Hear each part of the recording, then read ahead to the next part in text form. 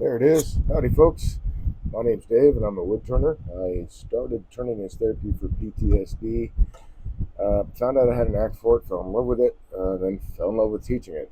And so I started this channel to become a better teacher, a better demonstrator, and a better turner. I get more practice. Plus, the more I share the knowledge that I have, the more it's re-cemented into my head. And then, of course, with the secret sauce, which is always practice, gives me extra time to turn where I otherwise might not. So, anyway, thanks for joining me on this wood turning Wednesday. I had started, I can't remember if I finished yesterday on a burl. Yeah, all right. So I've got a few burls, and there are.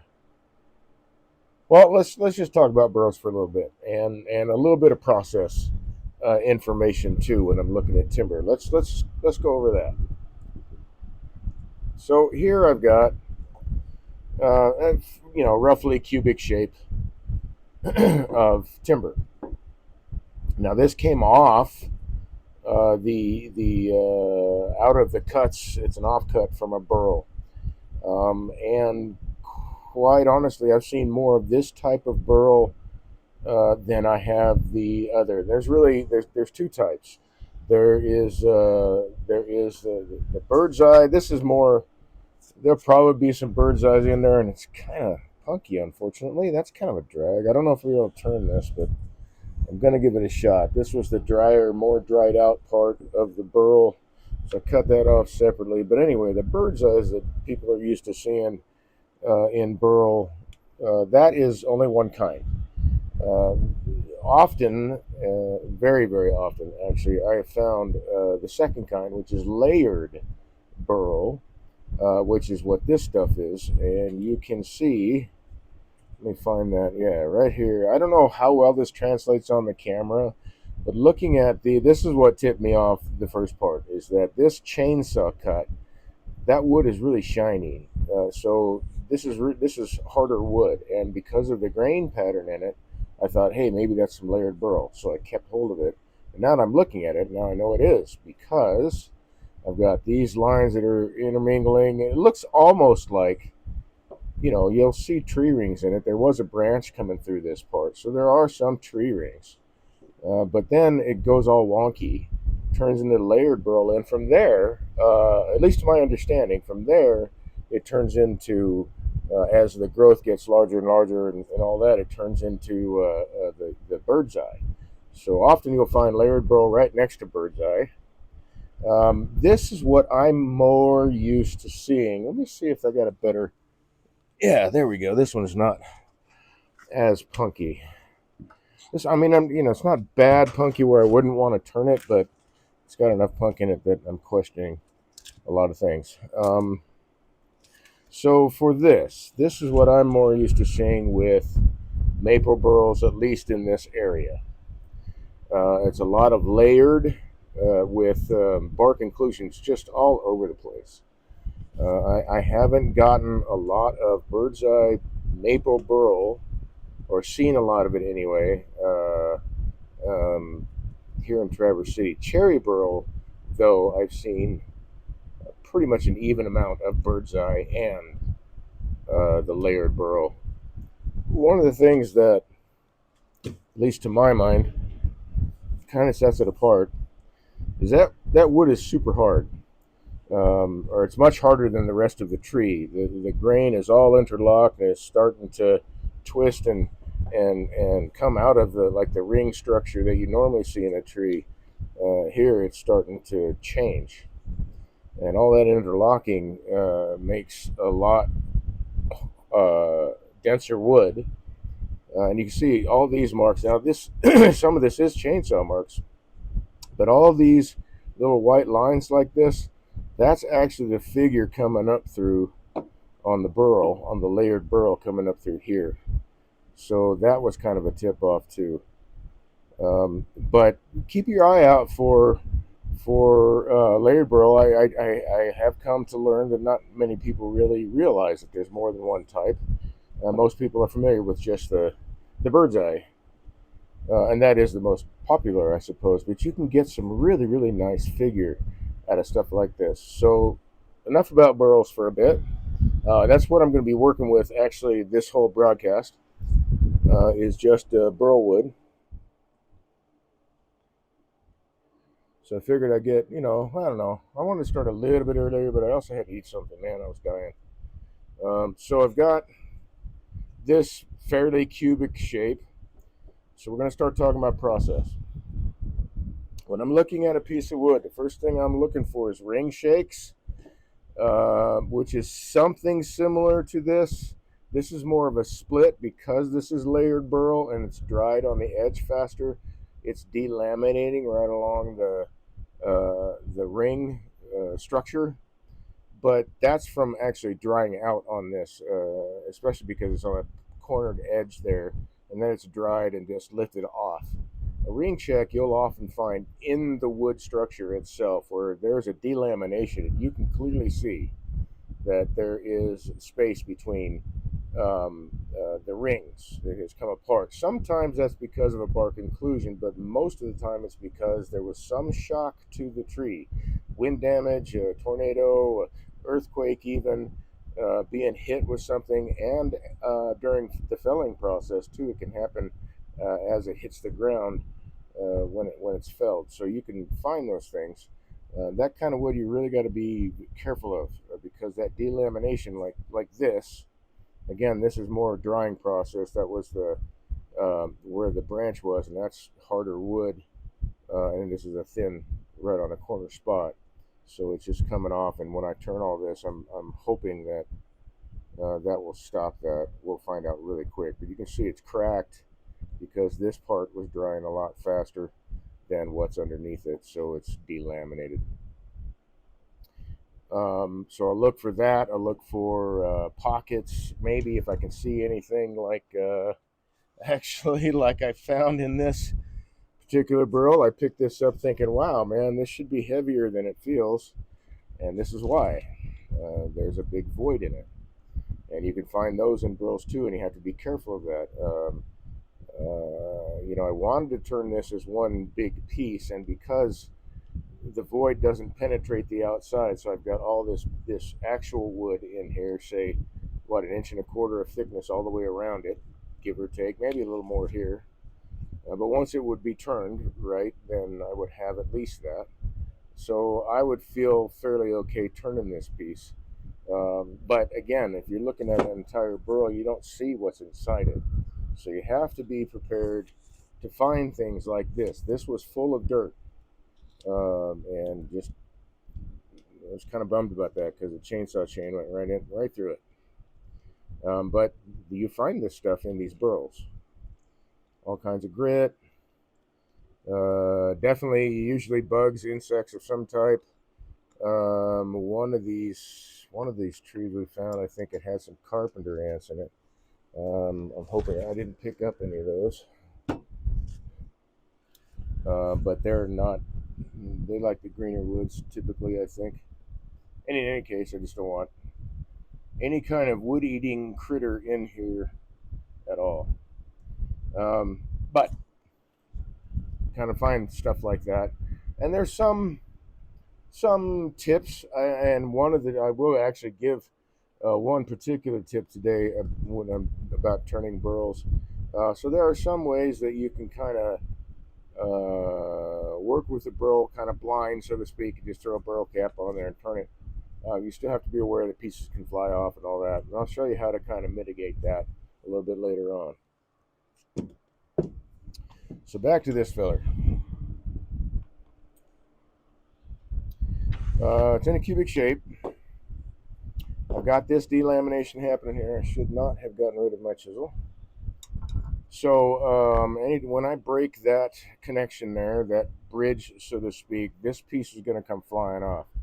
So we're just going to take it off now. Now I don't have to worry about that.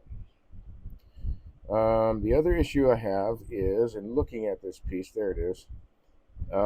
There is a crack here, and I'm not sure exactly what might have caused this. Maybe damage from felling or whatever. It's not really. It's kind of a delamination. It's further into the wood, but it doesn't go very deep.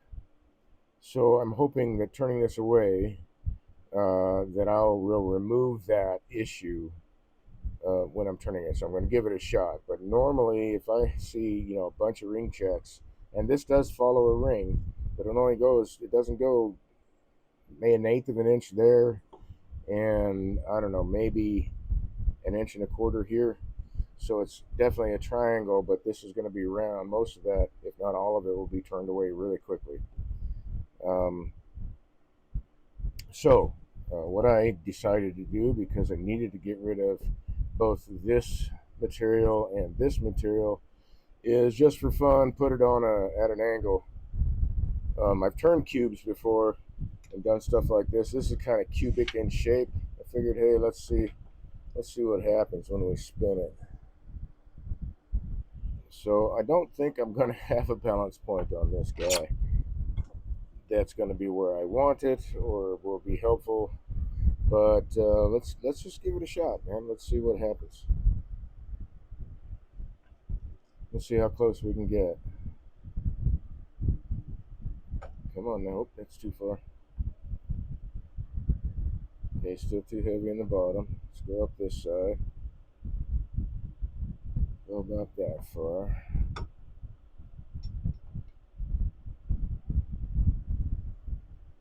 Not loose enough.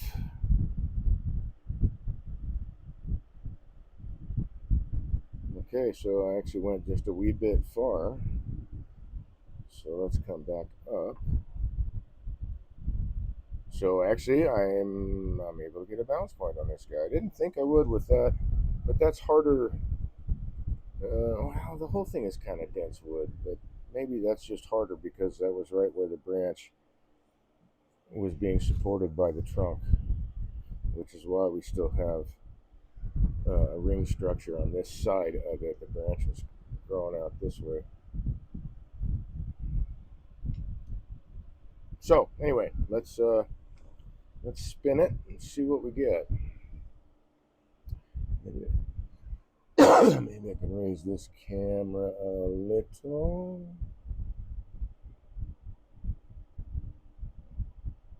All right. So first things first. Well, second thing actually. First thing was let's see if we can find a balance point. Second thing is we want it to be secure on the lathe.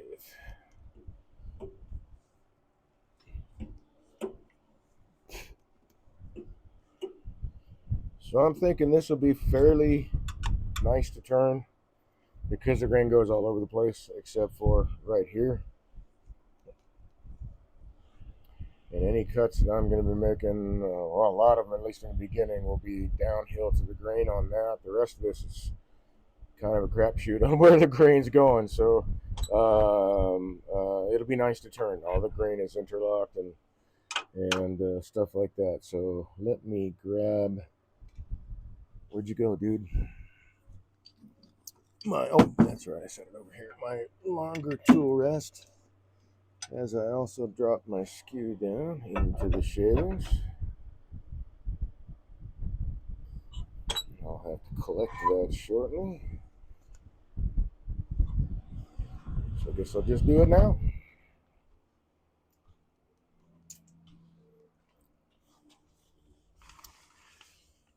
I've got I think it's a 3/4 inch industrial rubber mat on the other side of the lathe.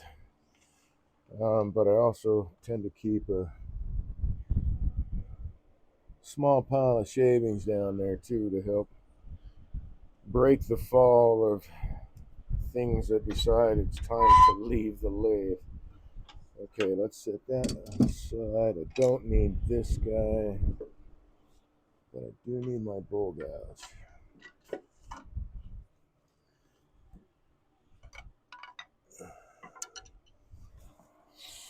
So yeah, let's see what the grain shows us. All right, glasses down.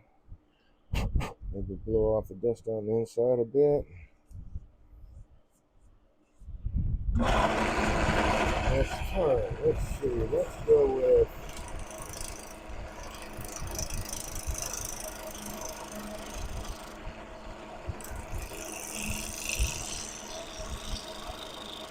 this first.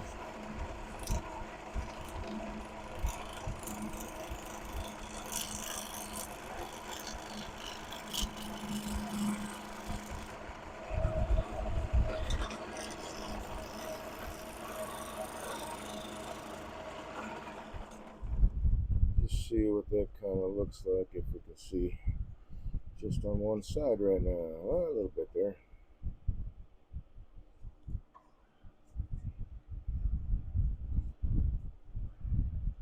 Makes some interesting wings, I think.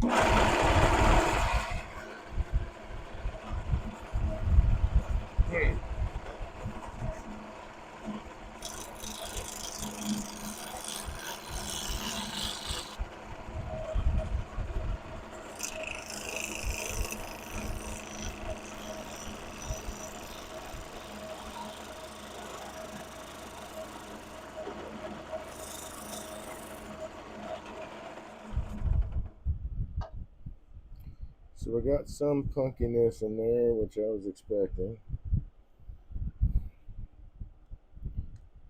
I'll have to do a little extra sanding on that probably. I like the grain though. You know what? I think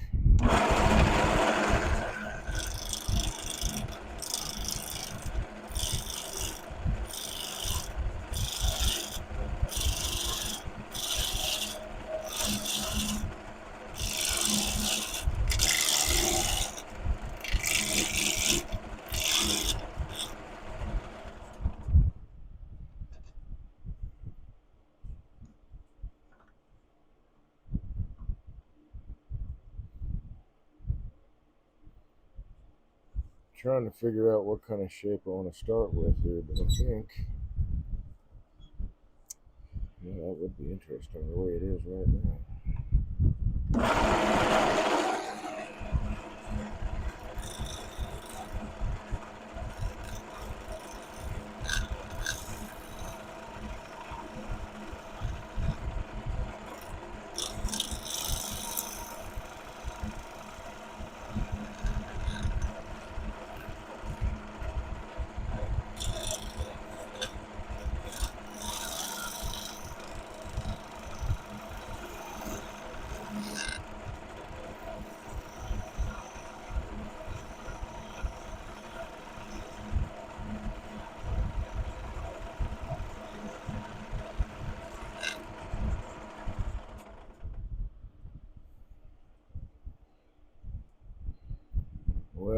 Well, that's going to be, I think this is going to wind up being a hollow form. That looks kind of cool.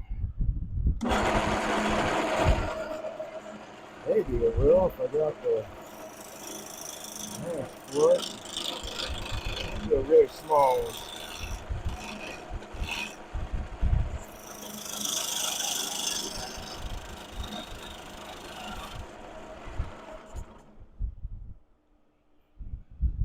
And that would be a natural hollow.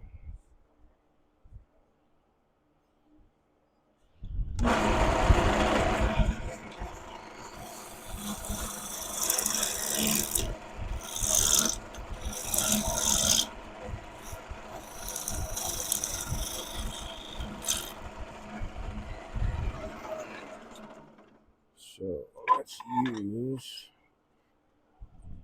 ooh, wait a minute.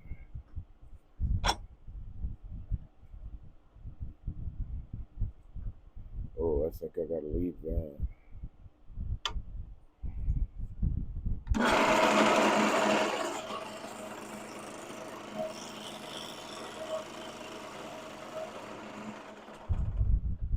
I think that would be really cool looking on the piece. All right, that's got to stay. Let's see. We're gonna take this down and more.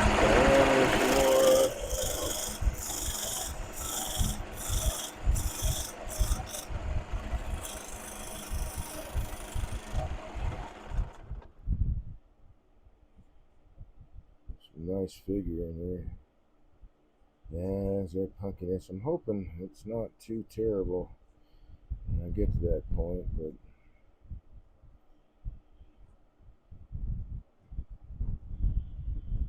said they cut it down. I mean, it's still green wood in there, but clearly the tree was starting to rot.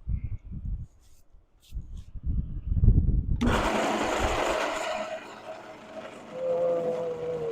see. Get the bottom there. A little bit good.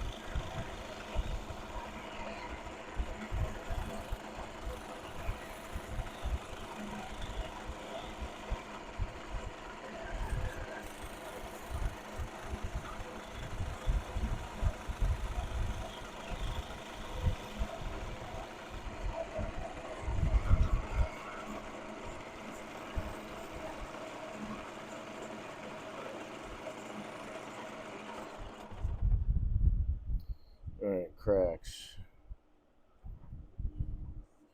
Okay, so I was correct. That one split crack bit is gone, turned away, so I'm not going to have to worry about it. Here I've got a little bit of issue. This is another reason why I stopped to lay it off and then check. I got a little bit of punkiness there, which is starting to affect those rings, but this has got to go a little bit smaller. So hopefully, well, let's see, does it? Yeah, a little bit smaller.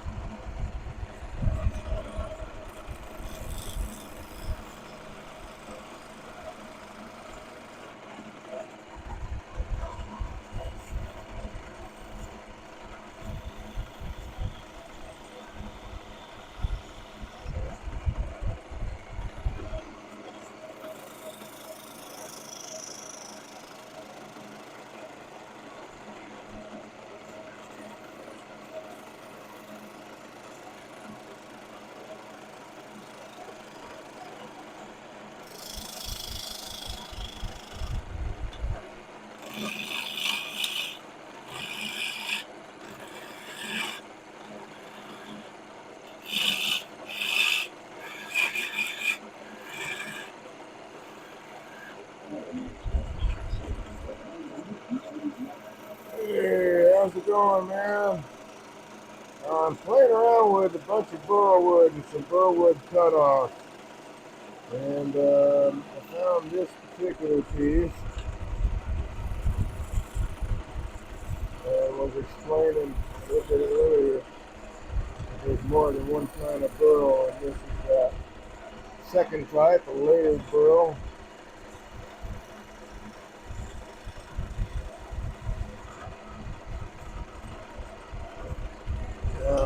And just an off-cut piece. I figured what might be coming out of it. How's hickory to turn? Have I done hickory? I've done green hickory, and it's great. I have not done any seasoned hickory yet, although I want to.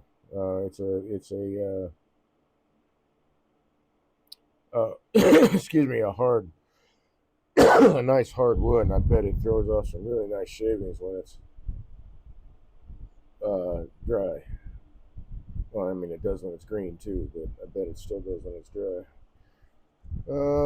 Let's see. I think.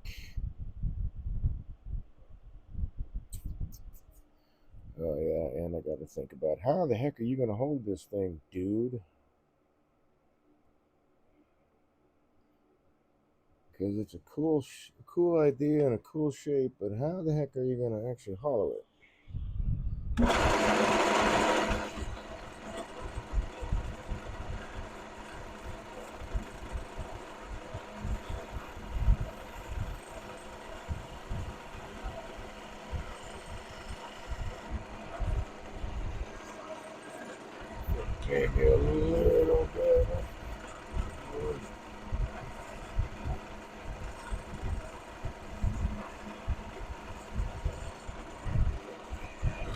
It's probably a little waterier than I really wanted, but still proportioned all right. So I'm trying to look at that as a bead, maybe. If I can make that happen.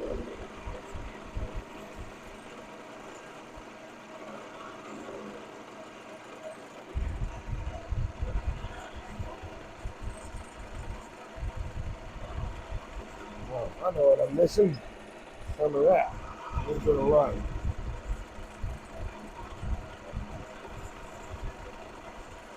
Tell people don't turn in a dim situation. No way.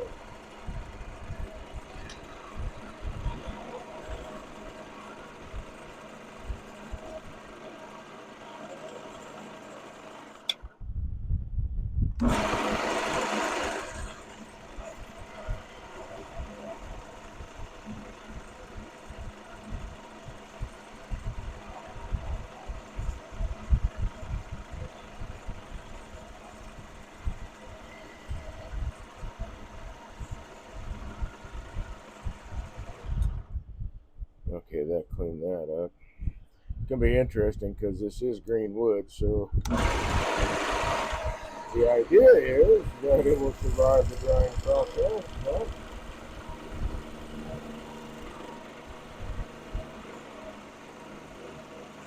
I think I'll put a. I believe this is called a fillet. Pretty sure. No flat spot.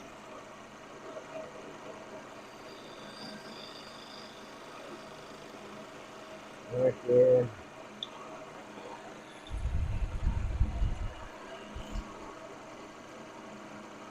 Just a little bit of a cove. There we go. So it kind of sets it apart. We'll see how well this actually survives. Alright, so that's actually not a bad shape. And if I leave it a wide mouth, so let's look at. Gotta move the tool rest first.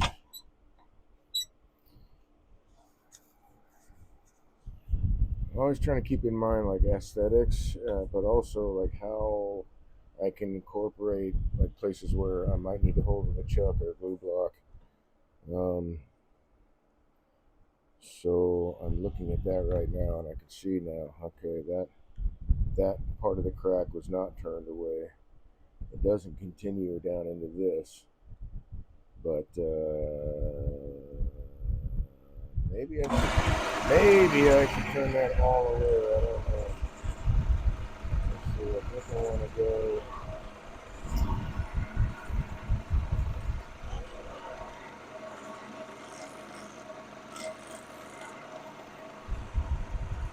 Keep that corner.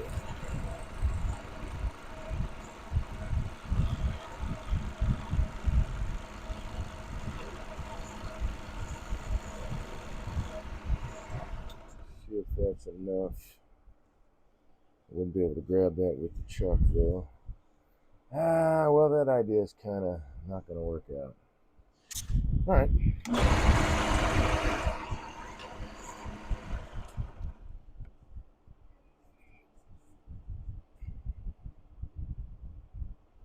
But that doesn't mean that I have to give up on the whole thing. Let's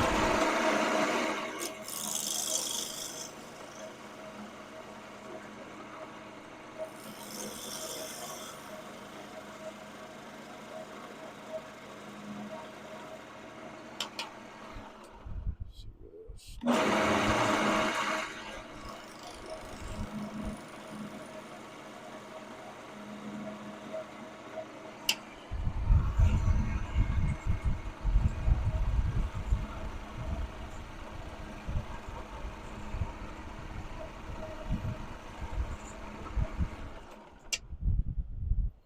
So I can still keep that feature.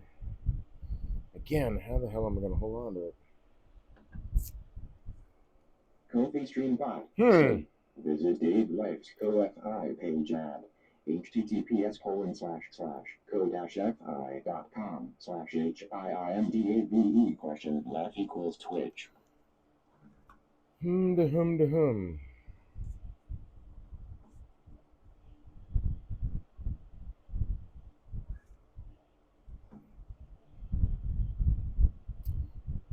Okay, I can't keep that feature. That's just the way it goes.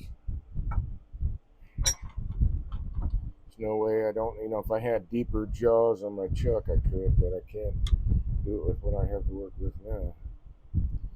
So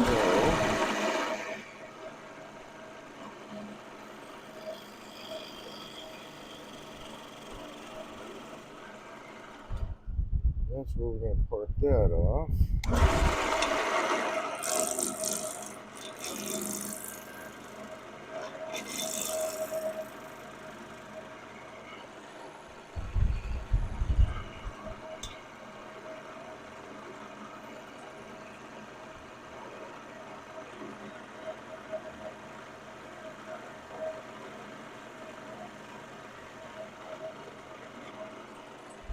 That should be big enough to hold in the chuck. Let's take a measurement. I need 1 7/8. I have just over that. So that means a little wider gap, but still very good place to hold it. So I'll cut that loose when I get to that point, and I'll just have to hold it in a chuck right there. A little bit smaller filling than I think I'd like to have, but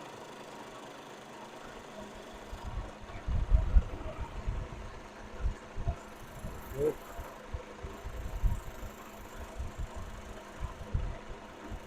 will be okay.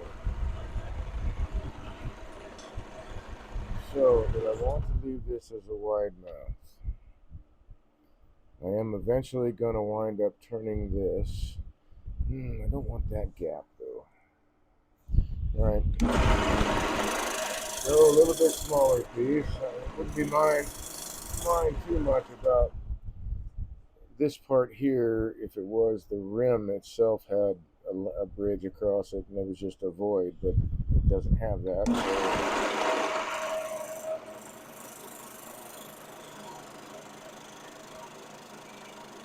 I don't want to add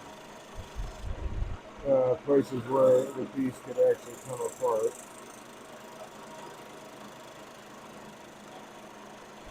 In this situation anyway, it's just that one bit.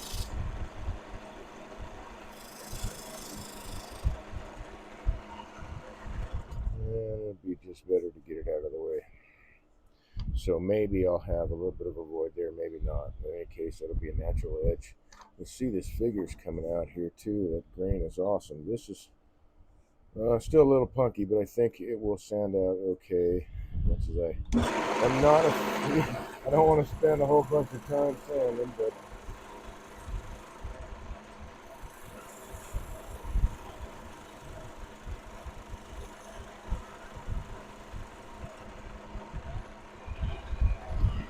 okay. So not much. A little bit of adjustment to the shape, size.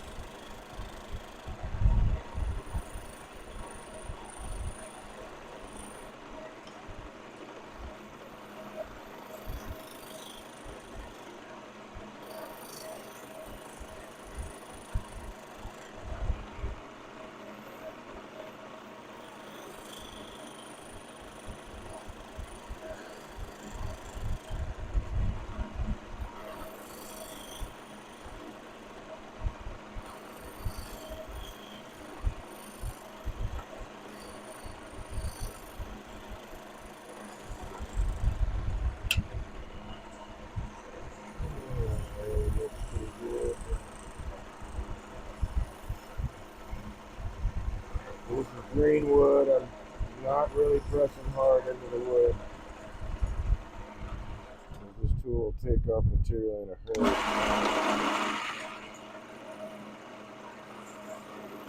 Any of the turning tools.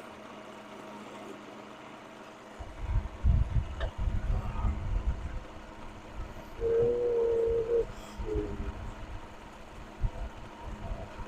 don't need to.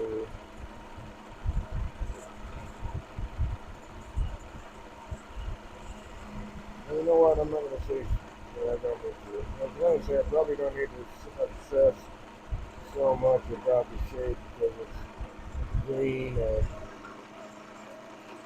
dry and change so that I want to start off with, a basis. So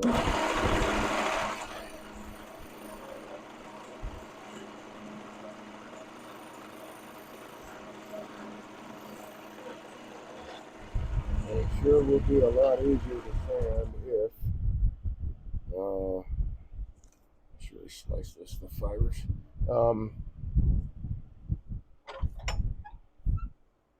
If I get a really nice outside form happening.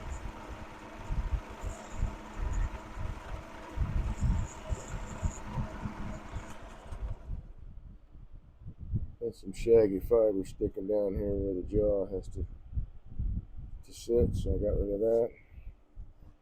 Okay, so I'm thinking, I think this is a nice shape. I think actually I am going to leave it with a little wider mouth, possibly even making a lid for this thing, but maybe not. It's green, it's going to change shape.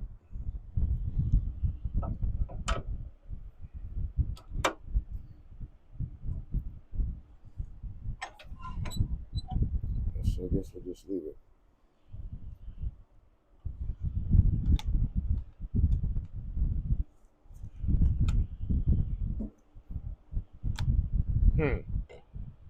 It's interesting.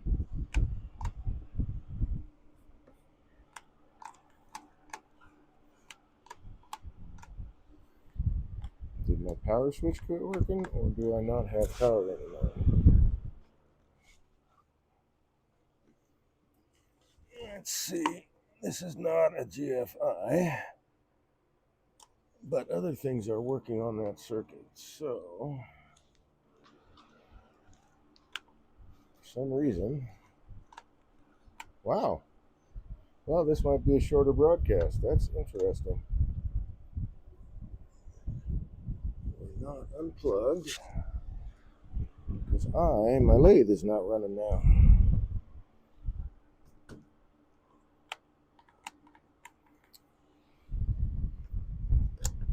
I don't think it's the switch,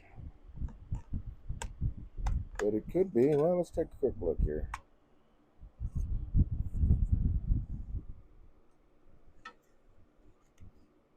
Paranoid Squatch said, "Tate not good." Yeah, gotta agree with you.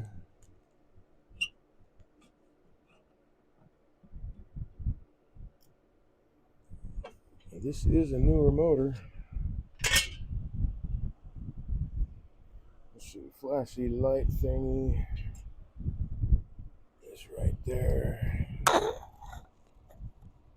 Oh, well, there's not going to be much looking into that unless I take the cover off, which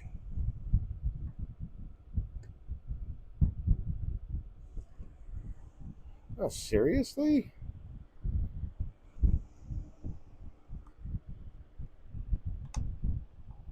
Okay, so there's screws on the outside.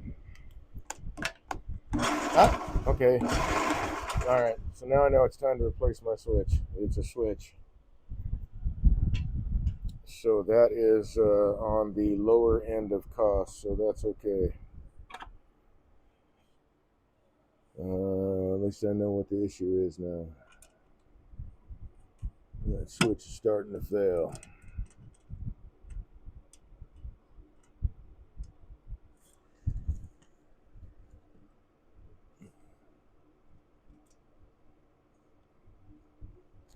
So glad I have that bit of a library in my head. Had that kind of career before. Yeah, at least it will be fairly easy. Unless even if I have to buy the whole damn module, which I doubt, I think I can just buy another safety switch. and wire it in.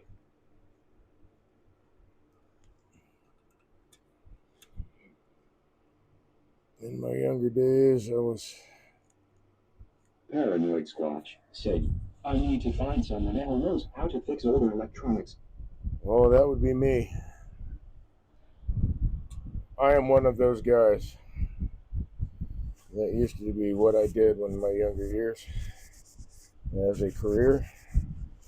Then I got into industrial instrumentation and electronics and electrical systems, and I have Paranoid Squatch a lot of the said, knowledge of I have a job electrician, for you just not then. the title. What?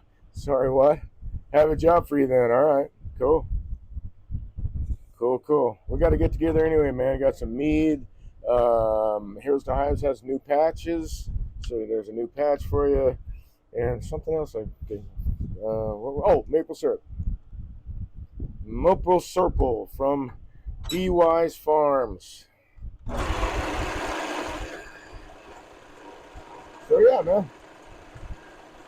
I still have all my equipment: the oscilloscope, signal generators, power supplies.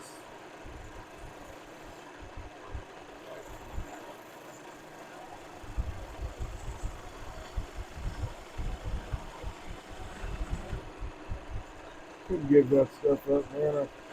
The knowledge isn't really gonna go away.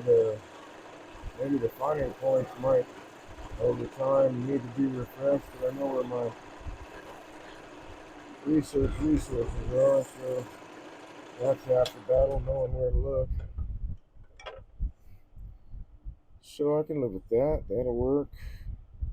And I think that is a good wall thickness for this guy, so we're going to go with that. And for my next trick, take this guy off.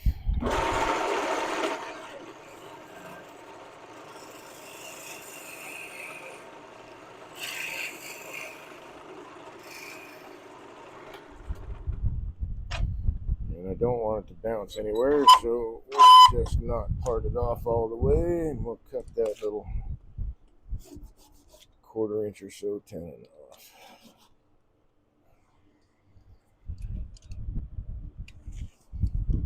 Not really necessarily worried about... Oh, well, I could have parted that off too, but I'll get that next. Torn fiber in the bottom, since, well, I'm going to have some now. Because the bottom part of this is not going to be, I'm going to have to turn this bead away and finish the piece down in the bottom. But I'm not worried about tone grain like being near the surface of my finished surface. It's just a habit I'm in that I don't want to tear it at all if I can avoid it. Just keep that habit alive. That way I won't forget.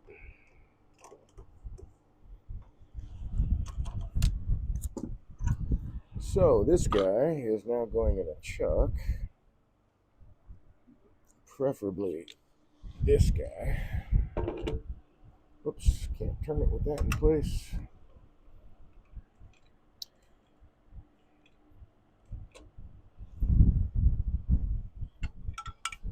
What kind of old electronics are you talking about, man?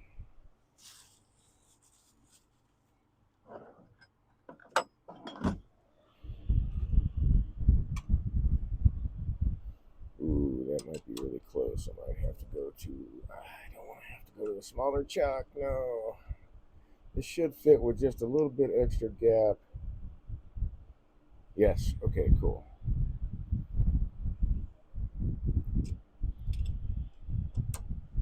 So one of the reasons that chucks come with different size jaws is that the diameter of the piece that you're turning... Paranoid Squatch said, 1930s World Airline Radio. Oh, wow. So it's got the old stuff in it, probably. Yeah, man. I'd love to take a look. A lot of those parts are actually still available, or some of them that were discontinued are now being made again by geeks who are into that stuff. I'm not that geeky, but I'm geeky. So, Anyway, the best hold in a chuck is not where the jaws are completely closed, but there's some gap. This is still a really good hold. But the reason jaws are sized differently is because that's the best hold in chuck jaws is that you have a small gap. It's not completely closed, but there's still room for it to move, especially with greenwood. And it's not got a wide enough gap that the piece can just squirt out the side. So size your pieces accordingly.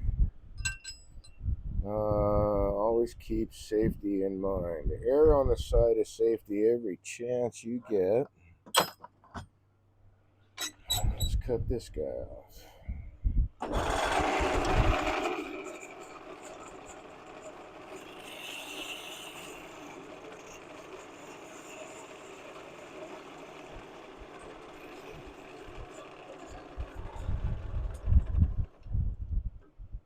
Broke my own rule, but whatever. It's not really a rule, I guess, but again, I'm not worried about torn out grain there. Took a shortcut.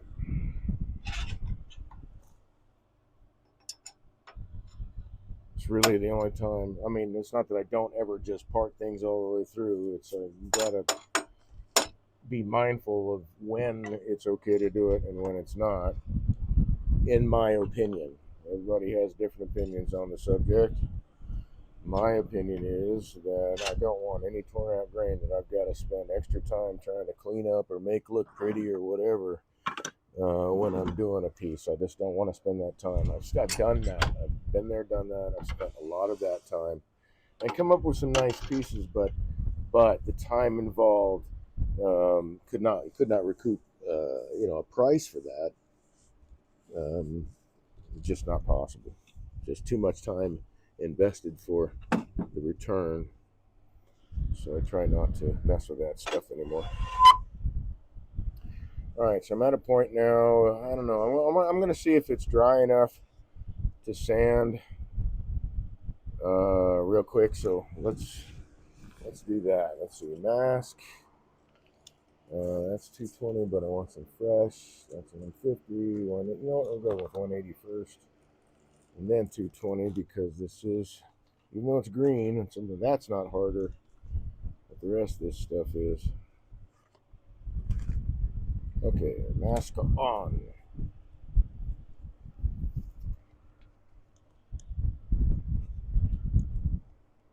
So this is just kind of like an experimental thing, like just take a piece and throw it out. That's my favorite way to turn is to just take a piece, take a look at it. It's like, all right, let's see how it would look in this orientation or that orientation, or what do I think I can do with it. So this piece is going to take a little bit longer than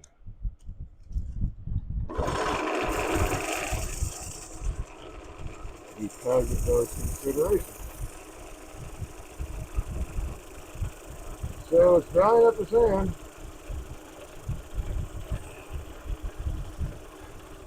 Not really filling up the spaces too much.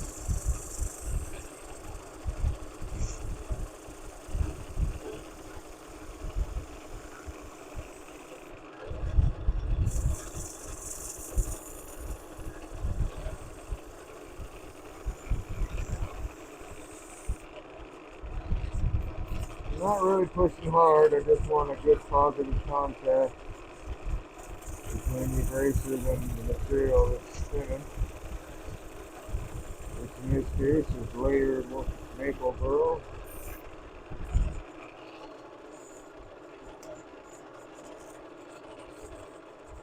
I don't know if you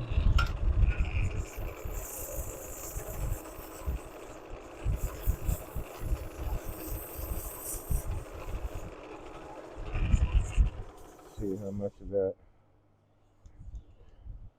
Quite a bit of it actually. All right, I'm going to do. Wow, it's doing wonders with the rest of this. I'm going to do another pass with the 180. And then I think I'll hit it with 220. Oh, and I should probably pay attention. My mic cut out early last night. These are supposed to last 7 to 8 hours. and it only lasted like 4.5. Fully charged, it was freshly charged the night before. So that's kind of a bummer. And I'm hoping this one doesn't follow suit.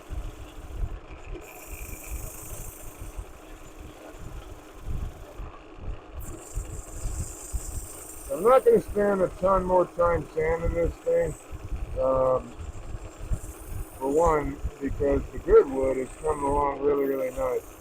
Wherever the pumpy wood is, if I don't like it, I'll carve it. We're going to have a wall thickness of about 5/16, somewhere in that neighborhood. So, yeah, even if that, well, most of it's out, but, if it doesn't look as good as I would like it to, I'll just carve this area. It's kind of plain anyway. Add a little something, something to it maybe. Because this is all going to be, I'm hoping, eye-popping, especially once it's buffed.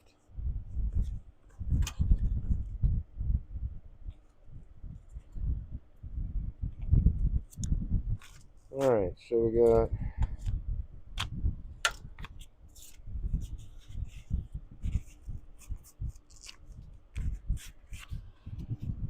you're no good, you're no good.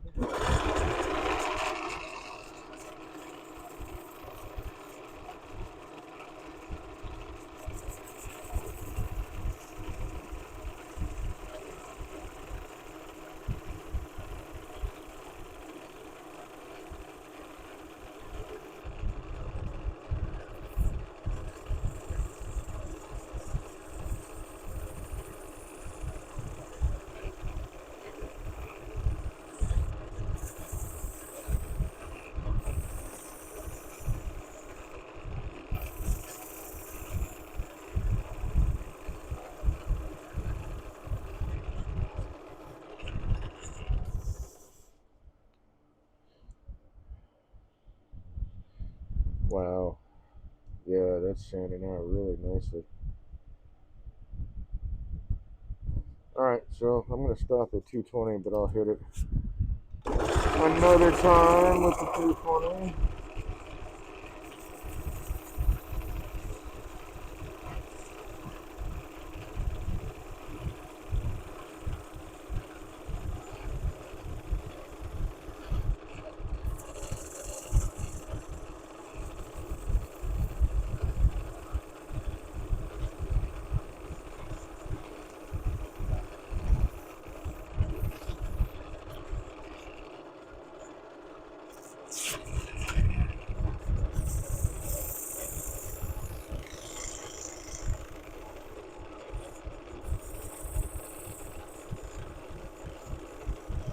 Almost caught myself there. Caught, not cut, caught myself because I can hear the tap, tap, tap, tap, tap of the rim as it comes across. I went, oh man, there's something wrong with, oh yeah, that's right. There's a little bit of a gap there. It's not something that just appeared. You left it there. That's it.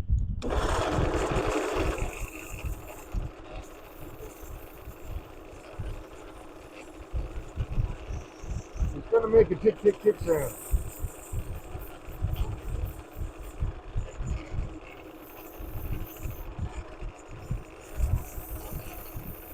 I guess that's a great example of full sensory experience. I want to be able to hear what's going on. I don't have a lot of other noise in the background happening.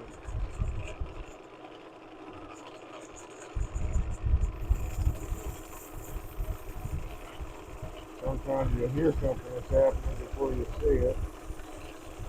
Give you enough time to stop the lid and possibly, avert a disastrous design change. Catastrophic design change. Okay, I think that's good enough for the outside. And I'll just do some carving in here. There's not really much of tear out, but um, don't think that I really want that to be all that visible. The turnout doesn't always look great. Sometimes it's appropriate. Hiking, depending on the piece you're doing.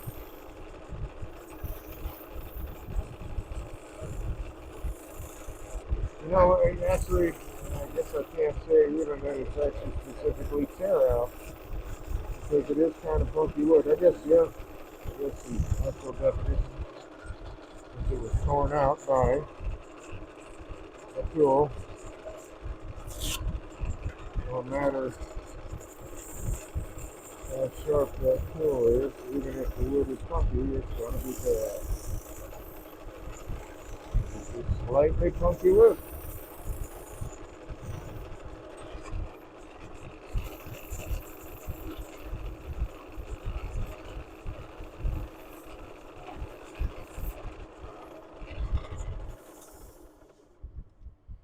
Okay. Yeah, once that's buffed out, especially, all this curl that's in there, it's really going to pop.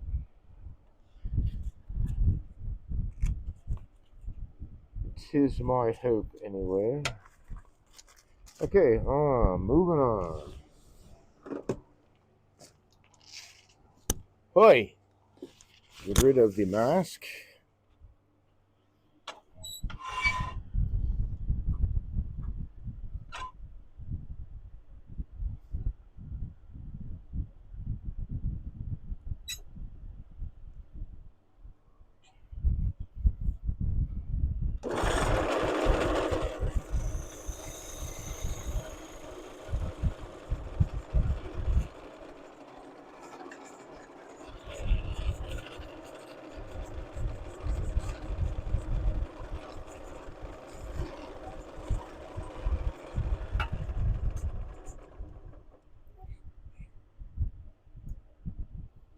A bit too tall on that one, I think.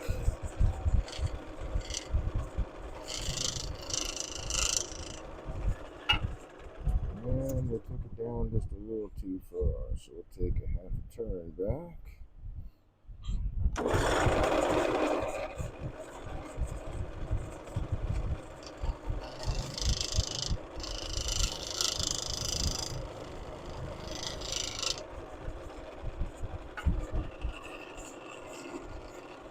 Slide.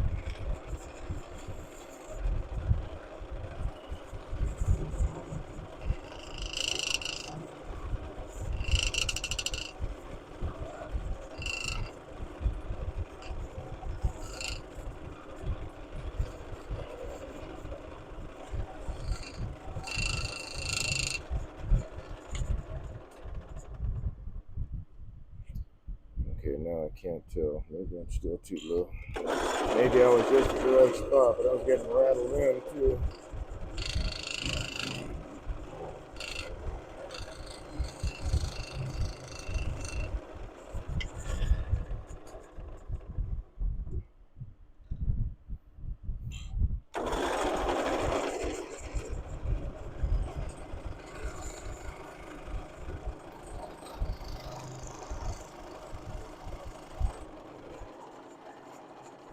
Okay, we're gonna say that was the right direction.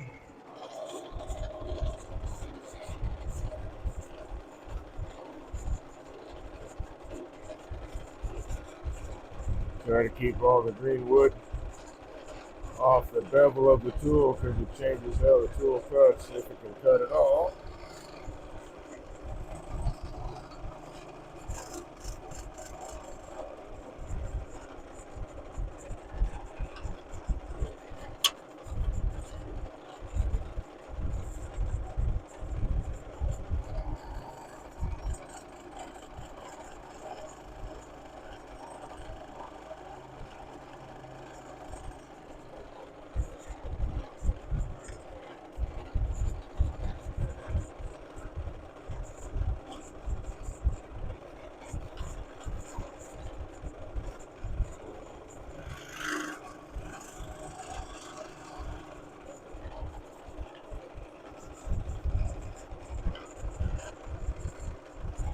It'll probably be alright.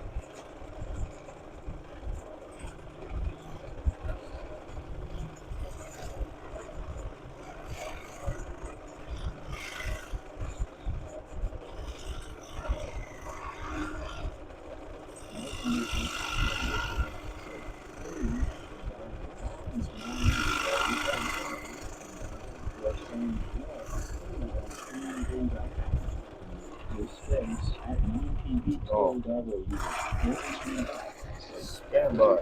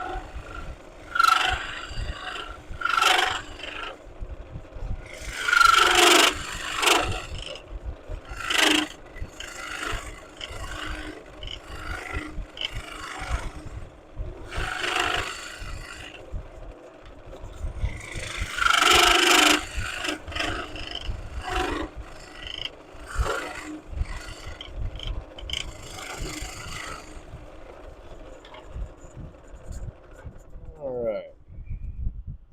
So that's a good wall thickness right there.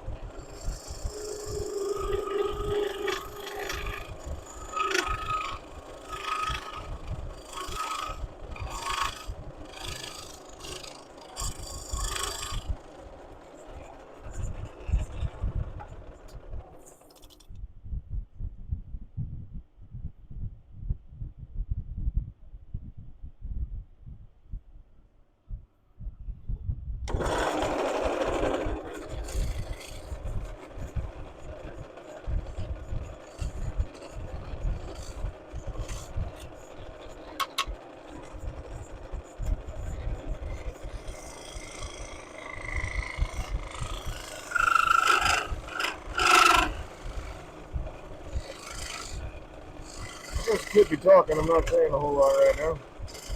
Pay attention to what the wood is doing with the noise and stuff. But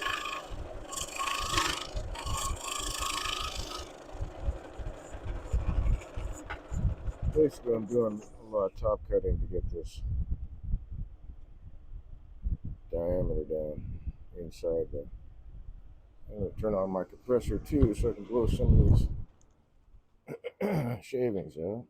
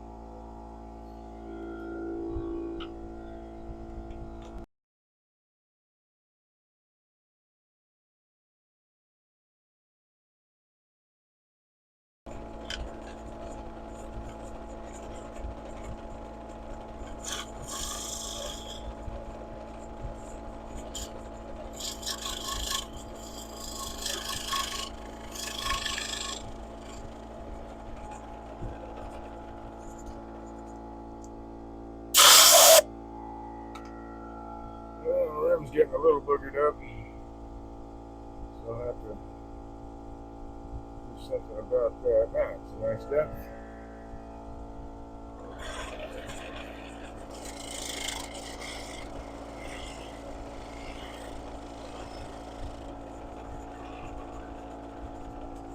Tune that up so I'm not adding vibration when I'm following and riding right along this rim.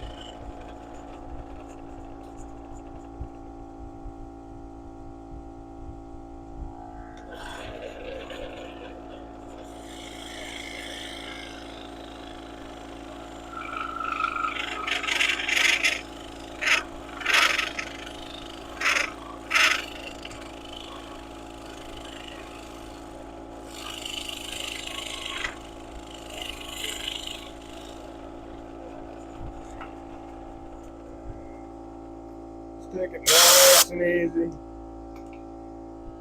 Oh, there we go. Yeah, just take it nice and easy on this. Not trying to baby it or anything, but you know, plain wood, it doesn't need.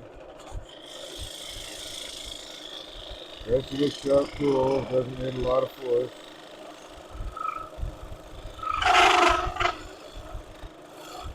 Now, when this stuff gets dry, because it's that layered pearl, it's definitely going to be some hard wood. It'll still turn alright, I think, but it'll be a harder wood, so it'll be sharpening more often. See the water's coming out of the end grain. I think maybe one more pass, and then I'll be happy with that wall thickness. It's coming along really nicely.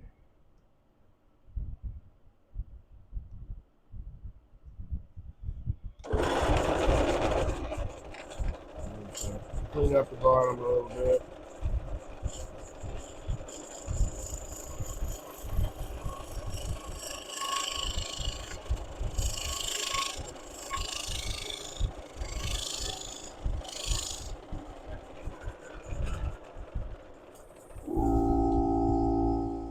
And that's good enough for that wall thickness. Just a little bit more right up in here.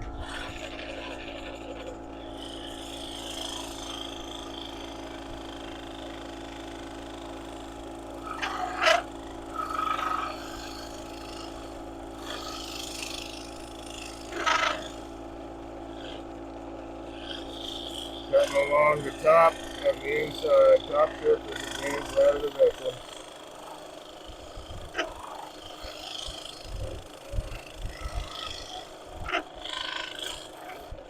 Probably really close. Oh, yeah, well, in fact, it's right there. So now, let's take a look at the bottom inside. I know there's a little bit of a... Oh, I got it out. All right, so there was a little bit of a nipple or whatever you want to call it down on the bottom, but it looks like I got it.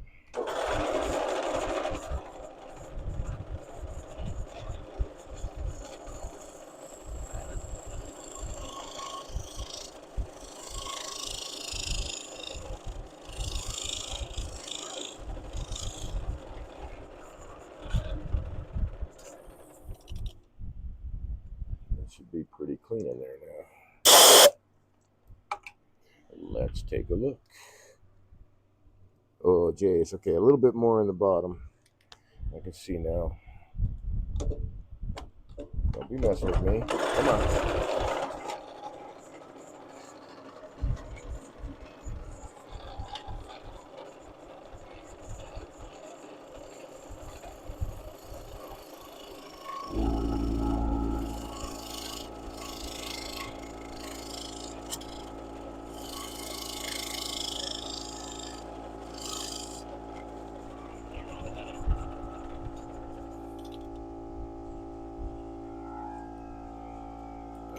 Gotta blow that out to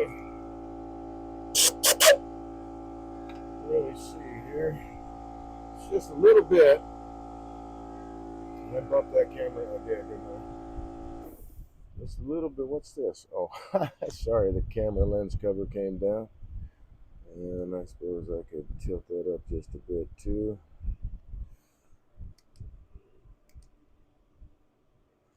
So there's still just a bit of a tool mark down there. So I think what I'm going to do instead,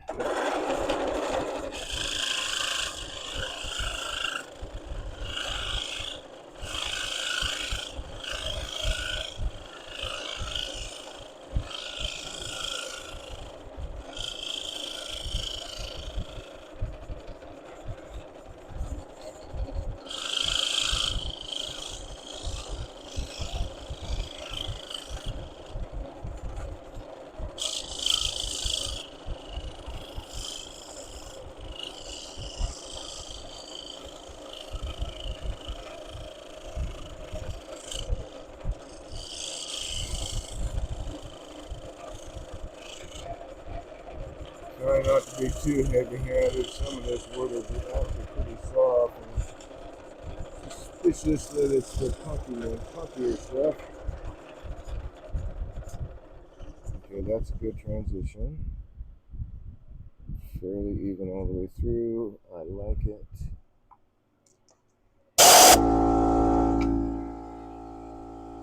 And I will clean up the bottom of this guy. First, that's a really good depth.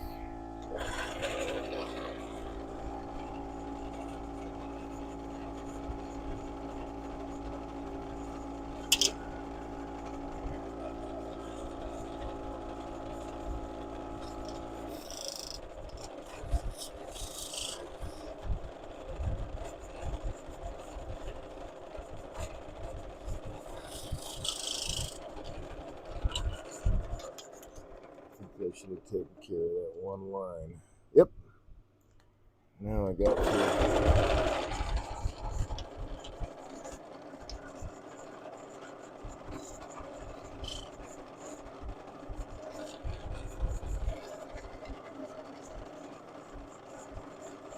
A little nub off the bottom.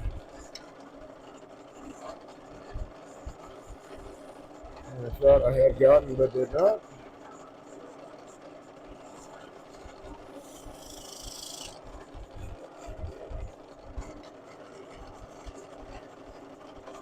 There we go. I think I got it.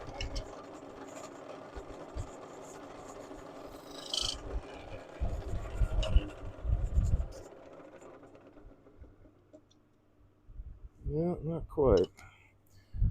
Okay.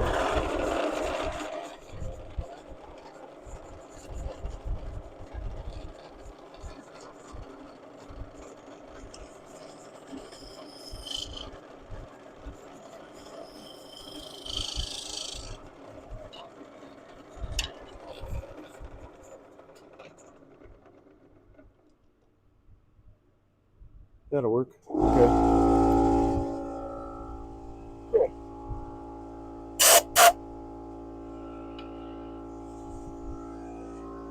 Okay, I'm going to shut off the compressor here.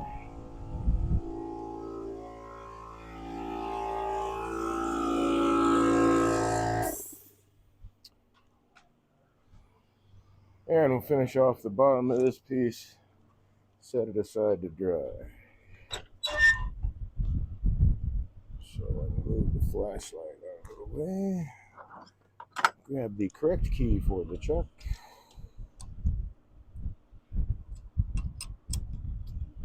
and because I've got, oh, you know what, let me clean this up too. Of course I had to take it out of the chuck, didn't I? There's that gap. There it is.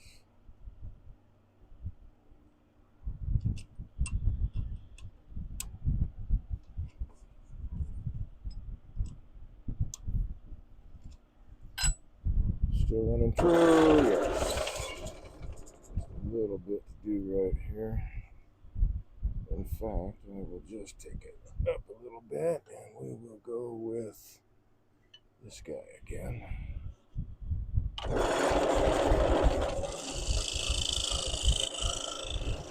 Turn it up on in there. Really get that burr engaged on the edge. Get a nice shear cut.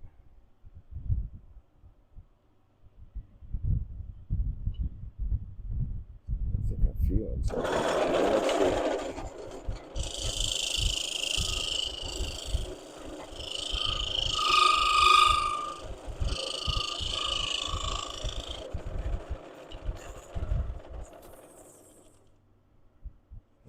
guess I was feeling just a bit of a lip there.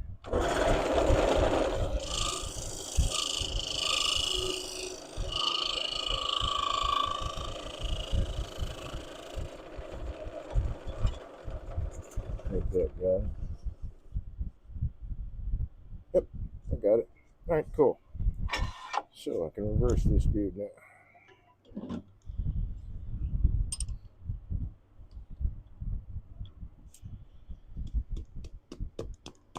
Normally on a piece, I want to keep the tenon that I'm holding in the chuck to be at least 2/3 the diameter of this.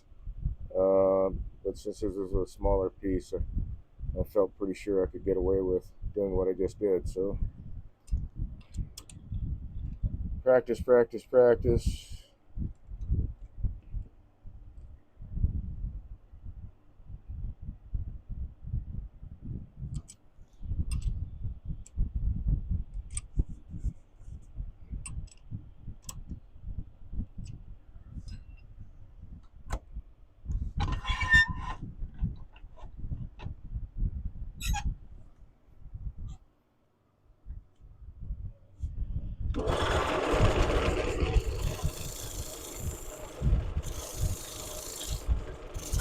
Whoa!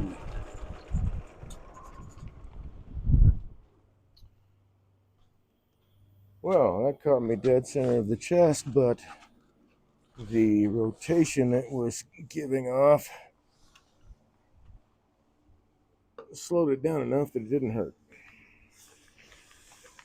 And that's what I mean by squirting out of the chuck. The greenwood had flexed enough that even though it was firmly held in the chuck,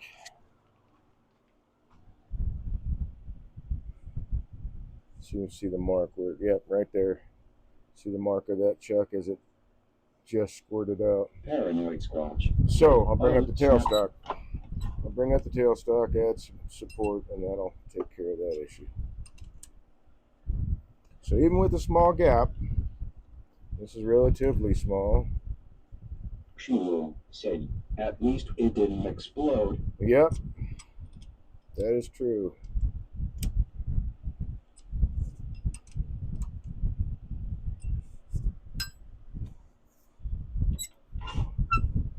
So let's do this. Still running fairly true. All right.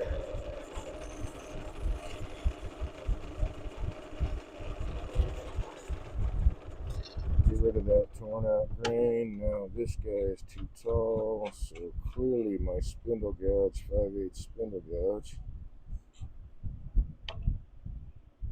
has a taller profile than bull gouge.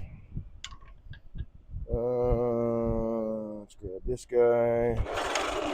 Give myself a little divot for the point on the line center. That way I know it's centered on the rotation.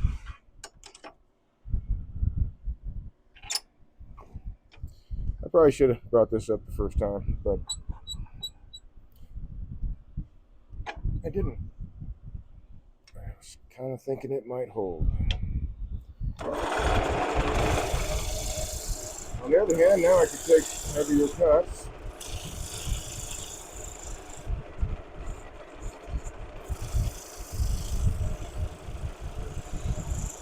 And I'm going to sync up on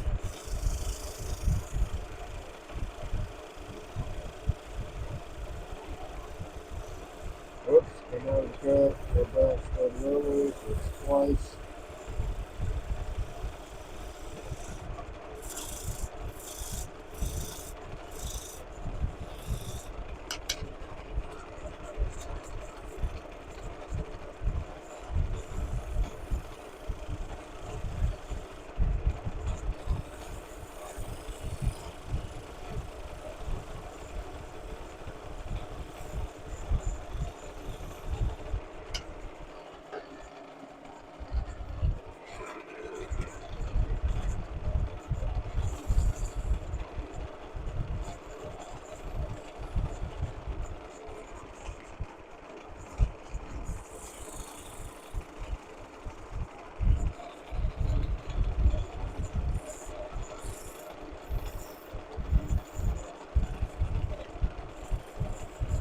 kind of hoping to just slice it up.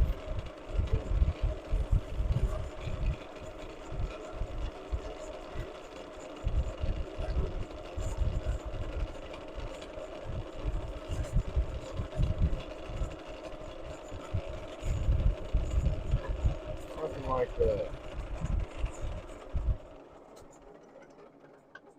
And now I can sand that part. I'll leave the elbow poker guy there because the next piece, I'm definitely going to need it.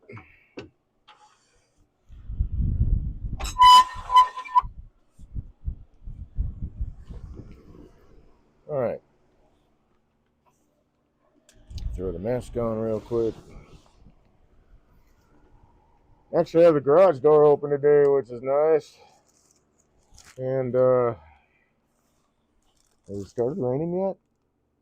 Nope, but it will rain.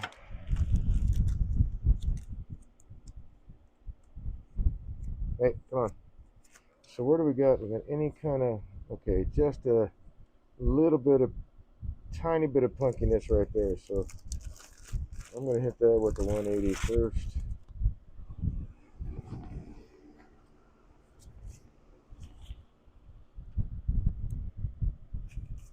Is that what's on here? Nope, that's 220.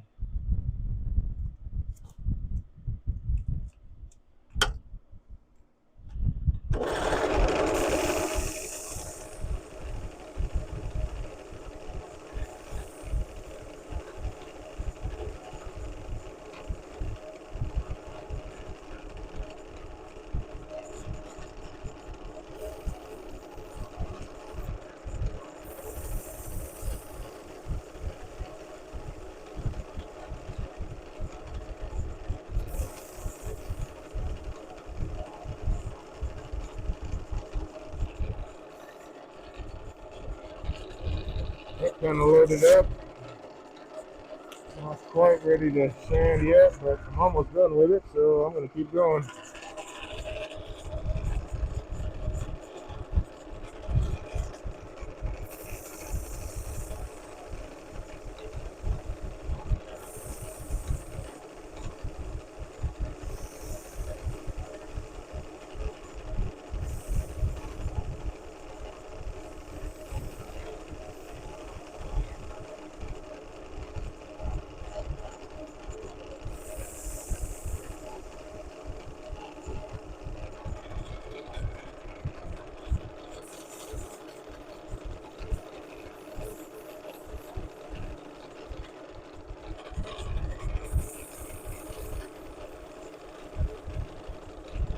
Yeah, it's close to too wet.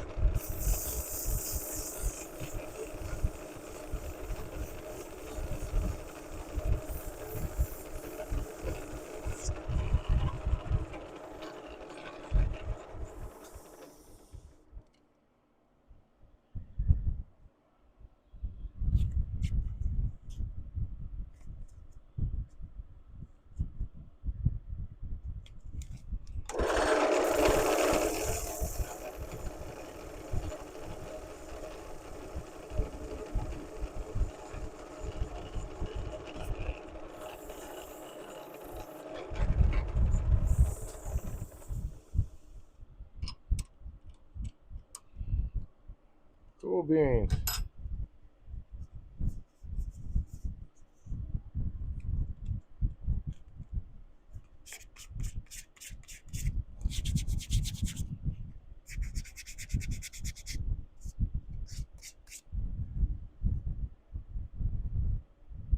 Yeah, that's a nice little hole for him. It's all, even where I can reach all the way down into here. Not quite the bottom, but all the way to there. That's all even wall thickness. So I'm just going to ask you may that it's same thickness all the way through. Excuse me. Since this is a green guy,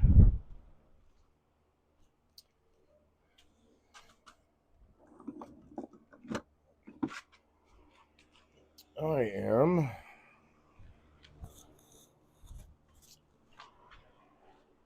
going to throw my signature on it now. So you can take that out for a while. Yeah, put it away on. That is never a good sign. Let's go right here.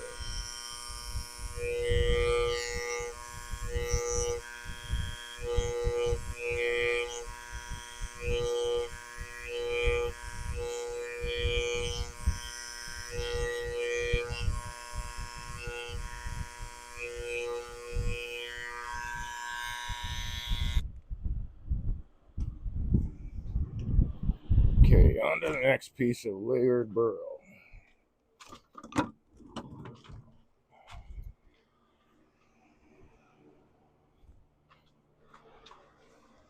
Okay, that is 220, so that will work just fine.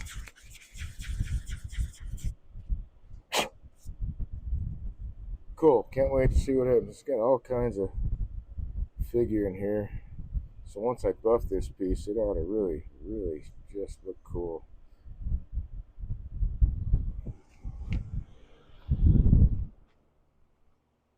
Alright, so I'm going to set this on the drying rack, as it were. Let it do its thing. And we're moving on.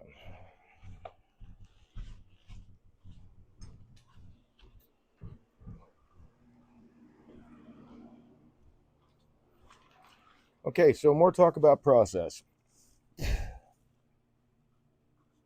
Processing the wood. So this is another offcut. And this is, I think this was actually part of a crotch. Maybe. No, this looks like it's also layered burl wood. We're going to find out. But, so first off, it's a rectangular shape. That doesn't bother me too terribly much. I originally thought I would make maybe a box or two out of it. However, put that away. Going over this, let's see where the pith was. There's a split here. And a little bit of ring check there. That is an actual ring check. It could be a bark inclusion. This is maple. But and I won't know until I get down there. But this is a split. But that split goes on both sides of that pith this way. So that is telling me how I'm going to turn this the safest way possible. So I'm going to turn this into a bowl, and the sides will come up this way, and that'll get rid of all that, in theory, bad wood.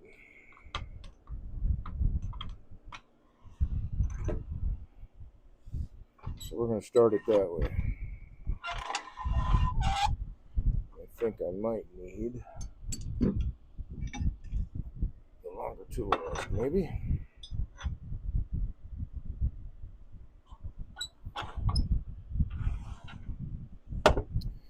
So still going to start it on its balance point, which I bet is a little higher than that. Coffee stream back, said. Visit Dave Wright's co-fi page at https://co-fi.com/h. I need to turn that off. I'm exploring a application program, whatever, I don't know, called Throne. And I think it won't be as intrusive. Still a little bit down there. Let's try that.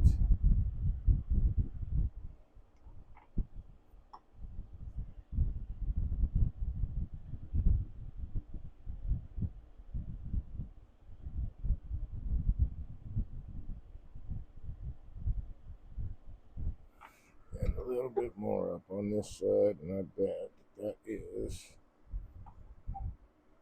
good enough. So wherever I put it, it stays. Okay, that's my balance point. Now to make it secure, I should have turned it the other way, but that's okay. I say that because my bowl sides need to go along where this split is going out of this wood. So this will be the bottom of the bowl. But I started it off at the bottom with at the down here. Okay, that's secure. Now we have to get past the banjo. I guess I could probably even come in a little bit.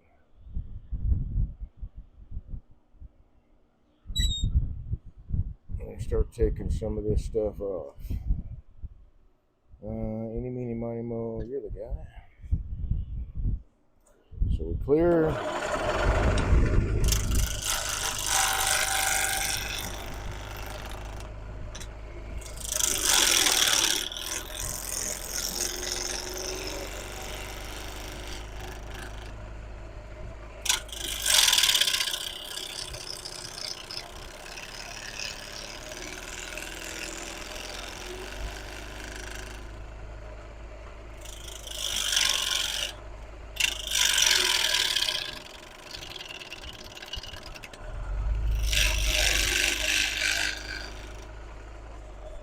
Now I think I can get under the piece with the banjo and go the direction I really want to go, which is this way.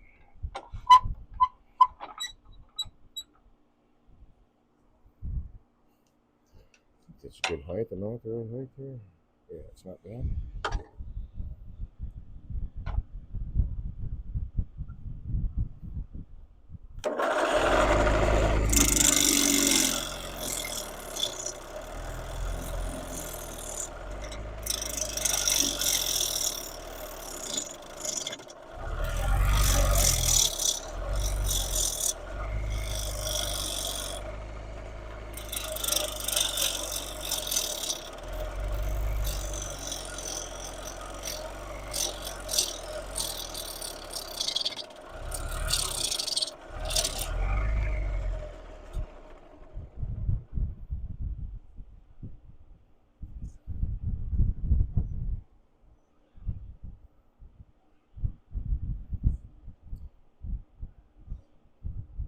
Okay, no, this is definitely burl wood.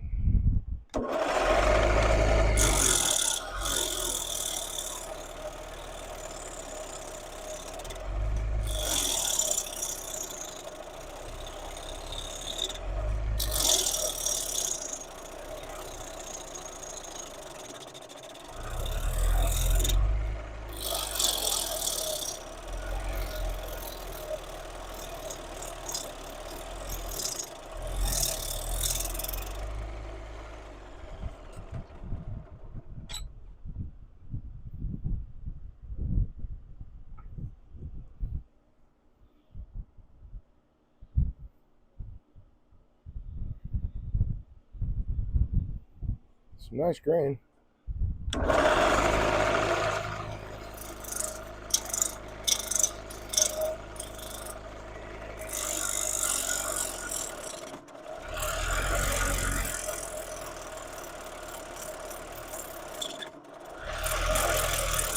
I'll try to change tool feel.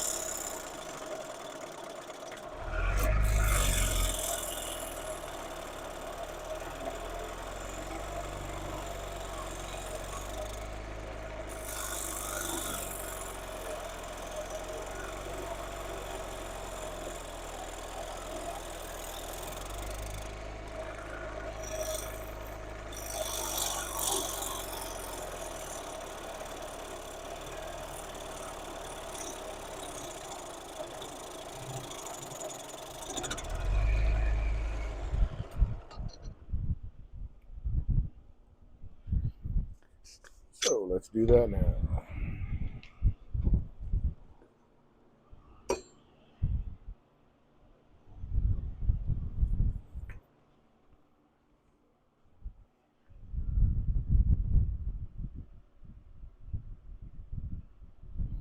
Okay, that one's not very sharp either, so I must have missed one when I was doing my sharpening.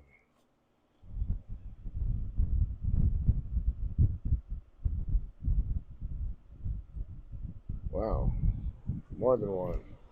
My goodness, looks like I might be sharpening. Oh, there we go. Still need to sharpen. That's too many not sharp gouges.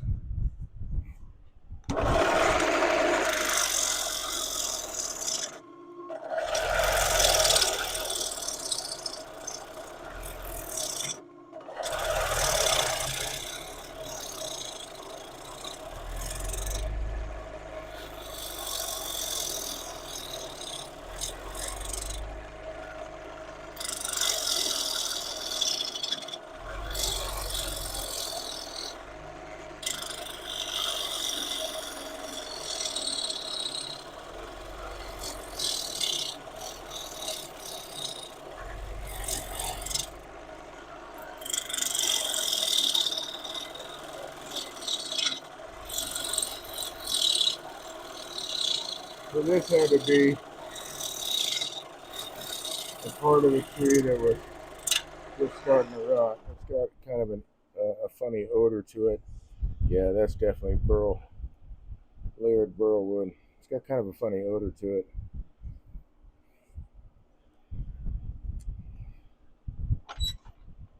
Turning it green. Almost decaying.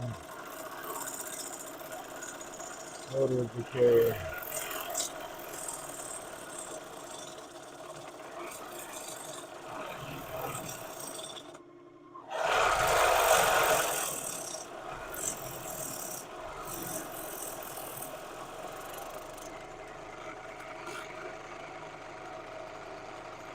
Okay, so we're around.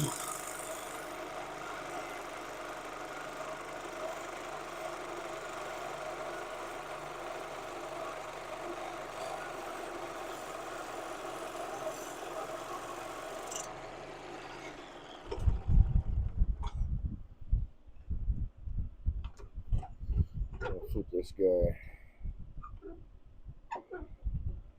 around here.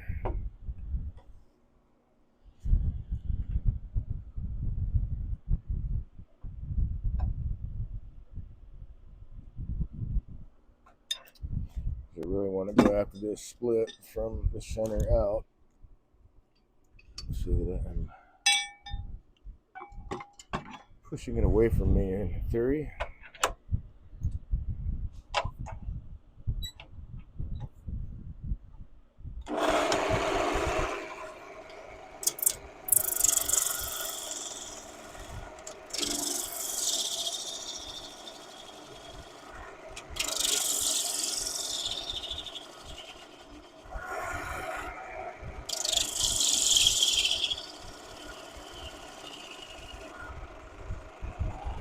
Let's see how far I gotta come up.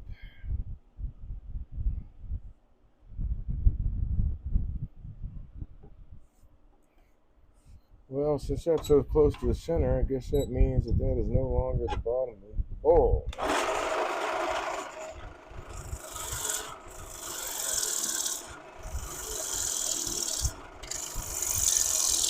Woo, yeah, this thing throwing off some water.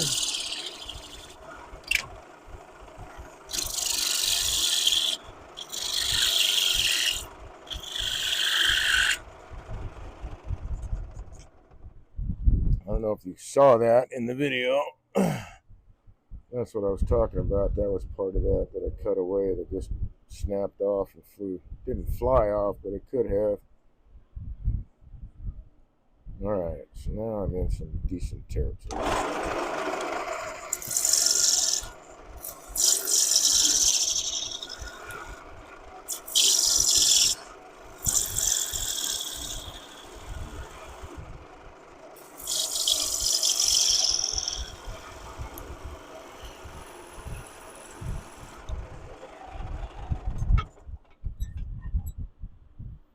Ah, look at the color of that stuff. That's nice. There'll be some figure in it. Nice annoyance too. I want to use as much as the wood as I can. Right? Not often I get offered free burls. And a dude who's willing to whip out his chainsaw and cut it in the pieces that are easier to move. Yeah, that's kind of hard to pass up. Okay, so I'm going to wind up taking off. Dang, almost a quarter of an inch in some spots there. In fact, let's take a look at that, where that's going to land.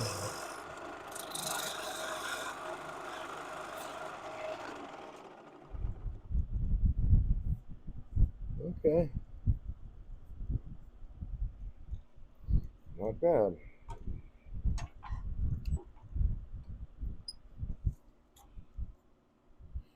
Oh man, you know, I could shift this over.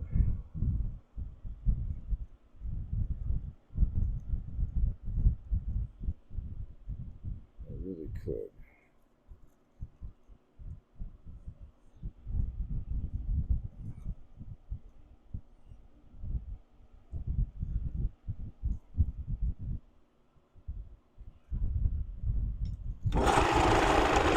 Whoops. Yeah, that's not a good plan. Cut that down.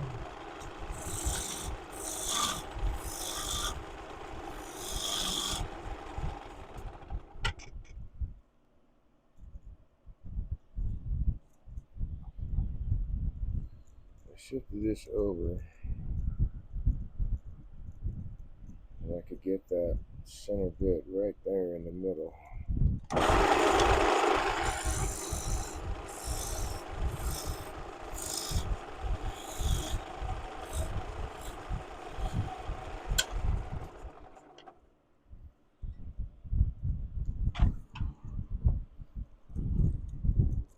So let's try to plan for that this time.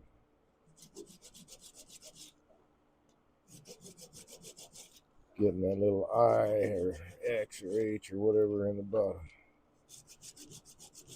You don't have to move it much, but again, another reason why I like turning between centers to start off with. Take advantage of features more readily than you can if you give it a foot. You're stuck kind of with that orientation. Try to do that as late as possible in the game.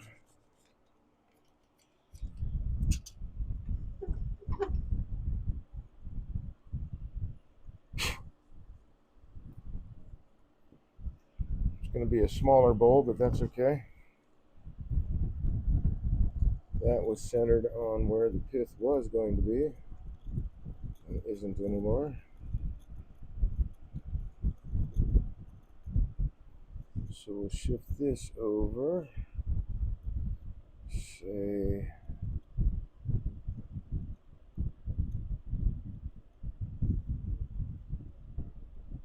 right there, maybe.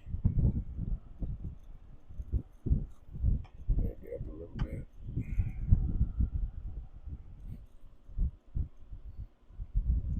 Let's see what that gives me.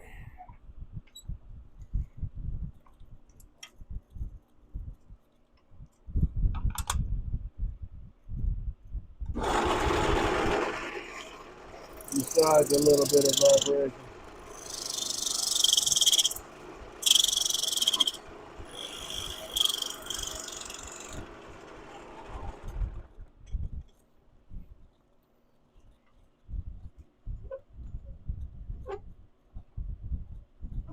didn't quite go far enough. Let's come off a little bit. So there we go.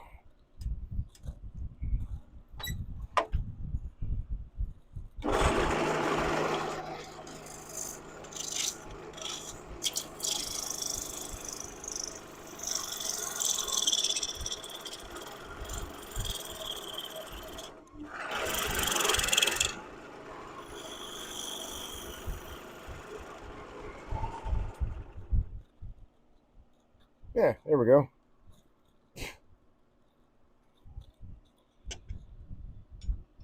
Let's take a look where we're hitting here on this line. So actually, I could take this down just a little bit now too, and get it lined up just a little bit better.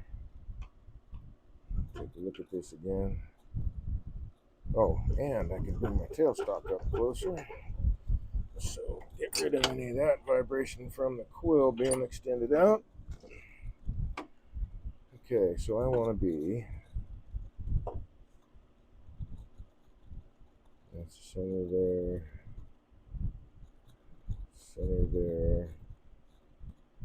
I want to be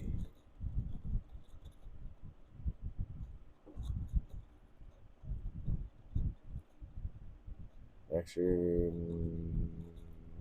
no, I just want to put it right there. I think this is okay. Well, we're going to go with it now. I'm running out of bowl material. Was that better?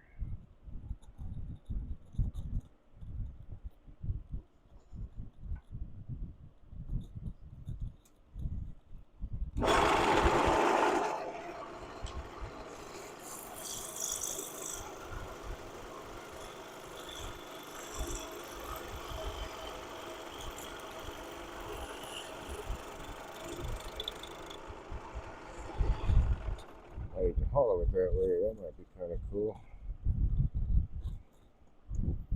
I have to get rid of that somehow.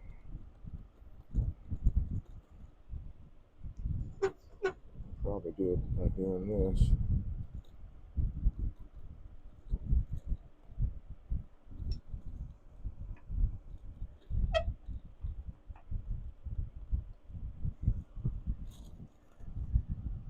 Or not.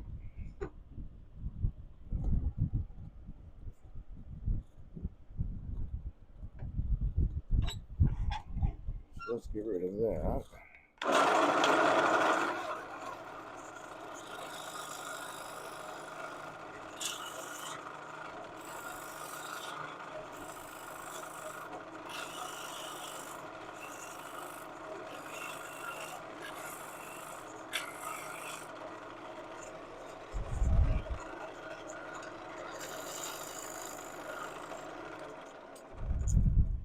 Okay, that'll work.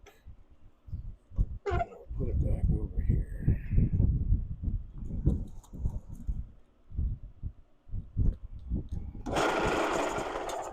This by a bit.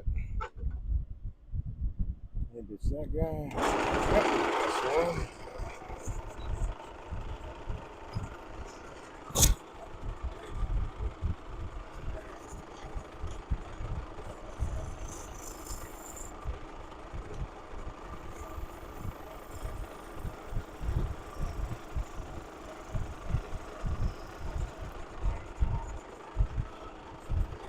Let's see, do myself a little bit of, say, that size foot.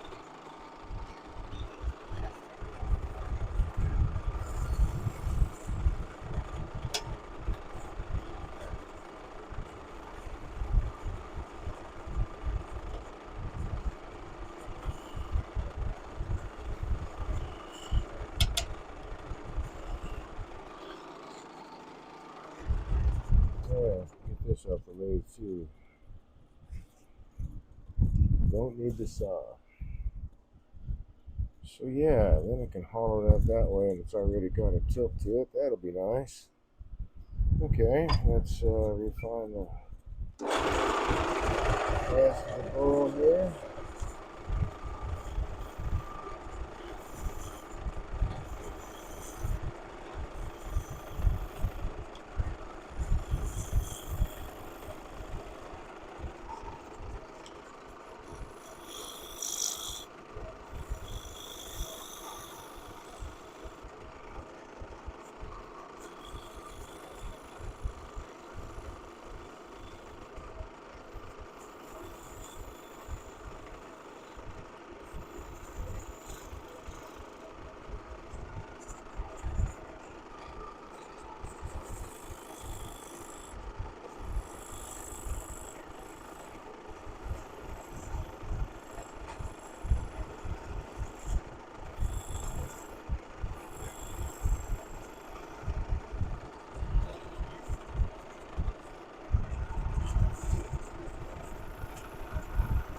bit of scraping.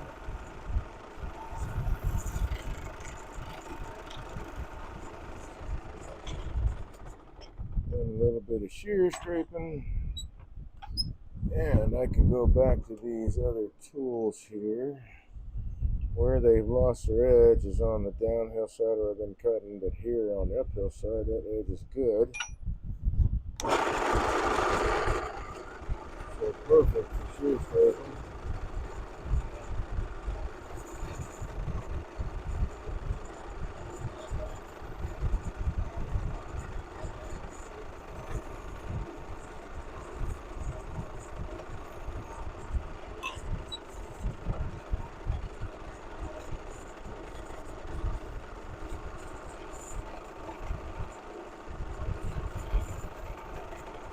Because that's the way I need to use.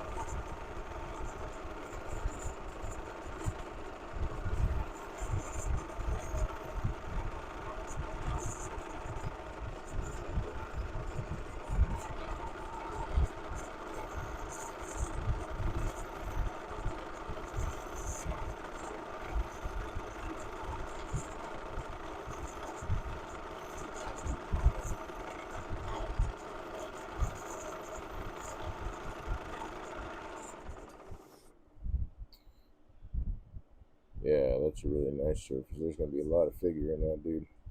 All right, now I can move on to the sanding. And then that foot, I don't really have to take much off of that foot to be able to take out the little indentation that is going to be that point. And in fact, I can just start that bit right now. Let's see, let's use this one.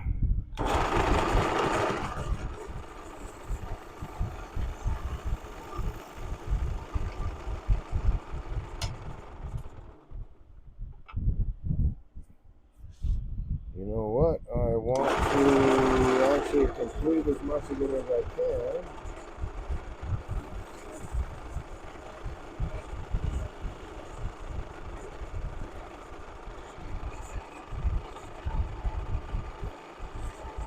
So I can just sand off that little thing as well. Put a little detail mark in it.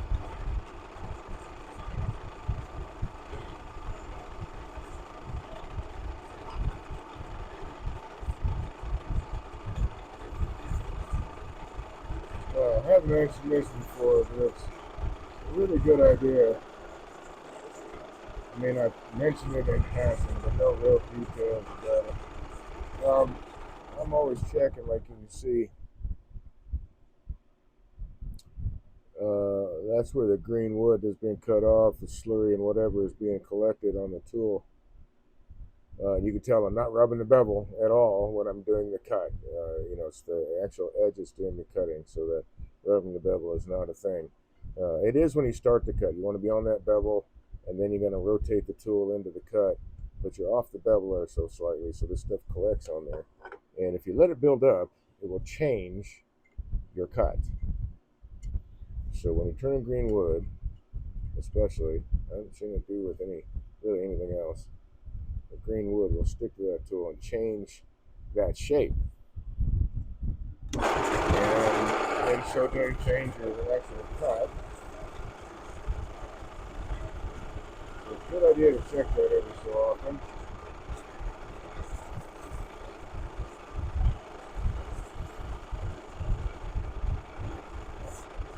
I know I've caught myself a couple times over the years, especially on a spindle drive, that dynamic changes and you're trying to make this cut. It's not happening because, well, there's stuff all over the bevel that's getting in the way.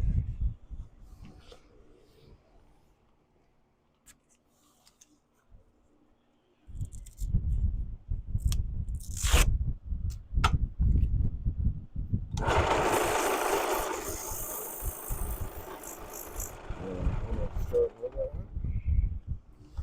See, let's grab a mask and these two guys.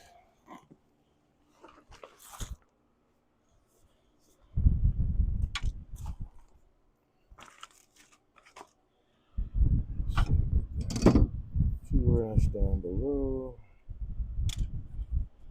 And mask on.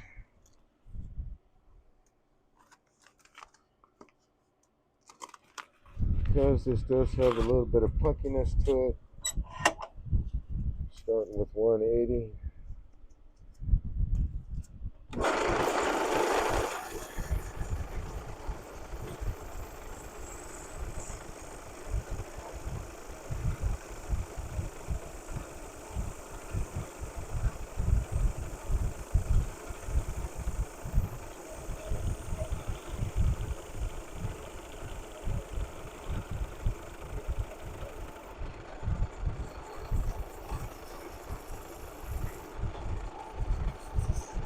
I'm really not pushing that hard. Just want good positive contact.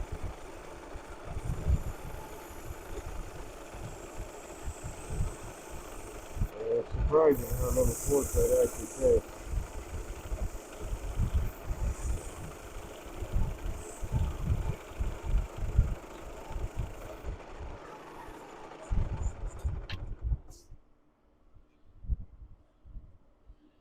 Alright, so that took care of what little punkiness there was in the most part.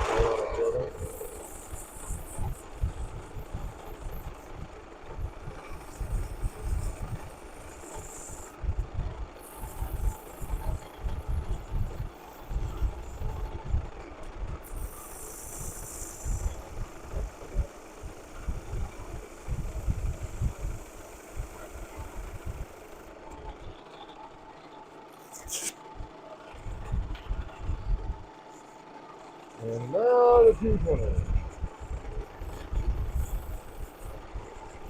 This is just behind up the sand. Although the foot's a little bit wetter, it's leaving behind the trail in the abrasive.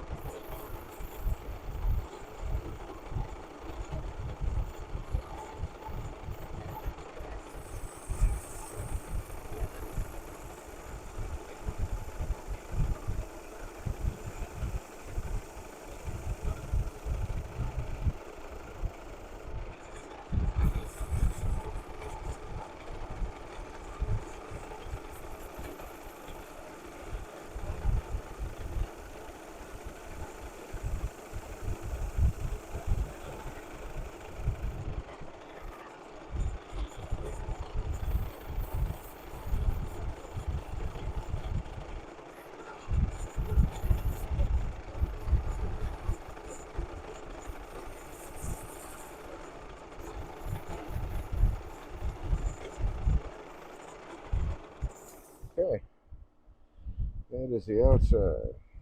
Maybe just a little bit more right touch there.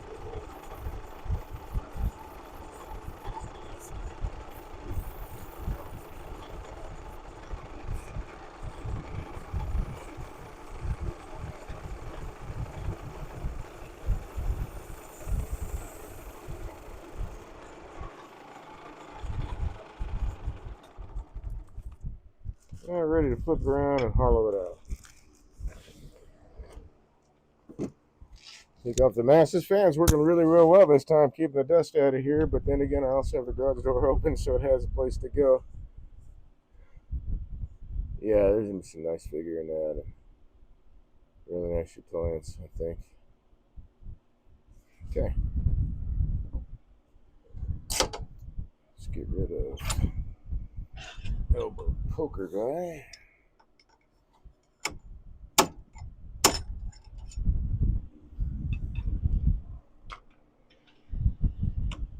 Then we can get rid of this guy.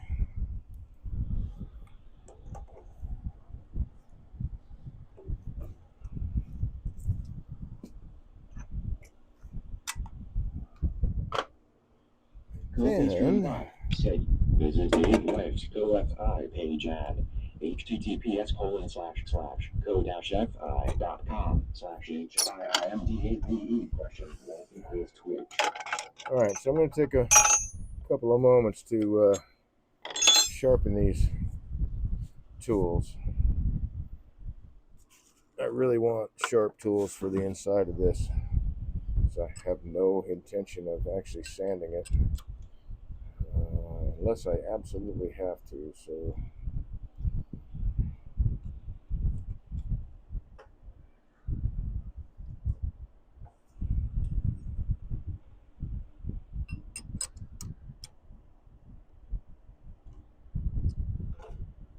not really close to centering it. It's not perfect, but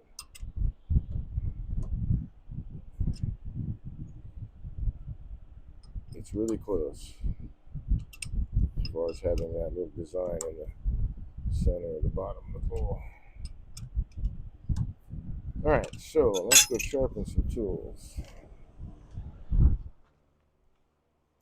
You know, I keep thinking, man, maybe I should get like a GoPro or something like that. And not maybe not a GoPro, but my oldest boy was telling me about a different kind of camera that is actually waterproof as opposed to water resistant. GoPro, you can get a case for the GoPro to become waterproof, but it's just water resistant out of the box. And there's another camera that's waterproof. Not that I'm going to go diving or anything, but I can wear it out in the rain when I'm working the bees, and I can have it on my head, my roving cam, so to speak, so I wouldn't have to get a camera specifically for the grinder area. You could just have a view from the top of my head view, basically what I'm looking at. And I could activate that at any time.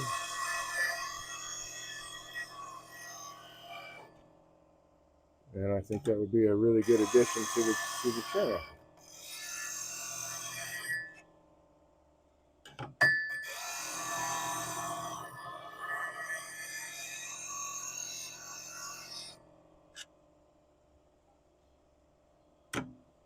Alright, let's see, are they pretty close to similar?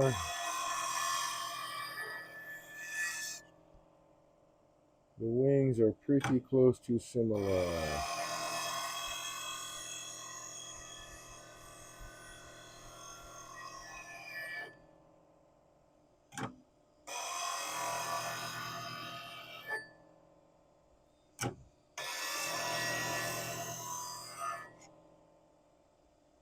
One more pass with that row. There we go. One down, two to go.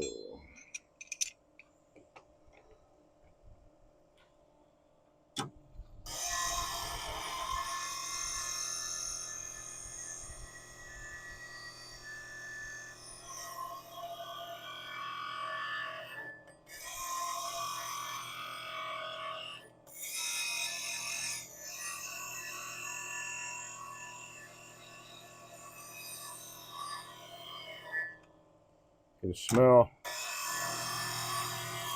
the wood dust on these tools that's being heated up and burned off because of the grinding. Smells like I got a wood fire going on in here.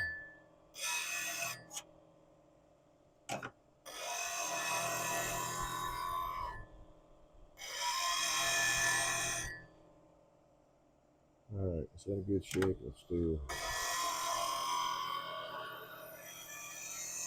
one more pass there. Nope, almost got it done.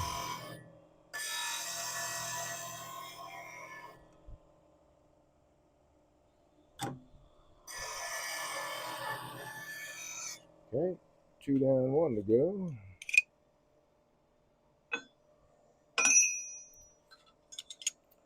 Two might be plenty to get through the rest of the night, but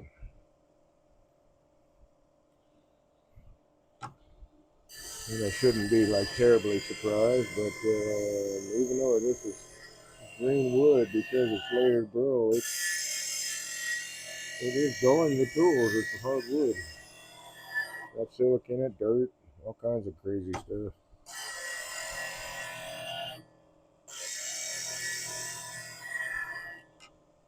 So I think I'd like to have a few extra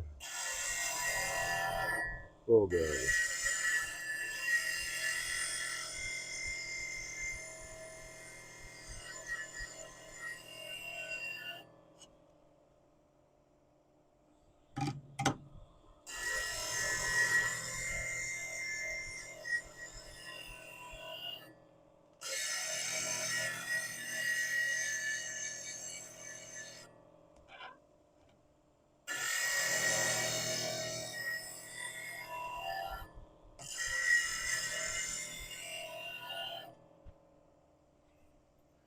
This one needs a little bit more work.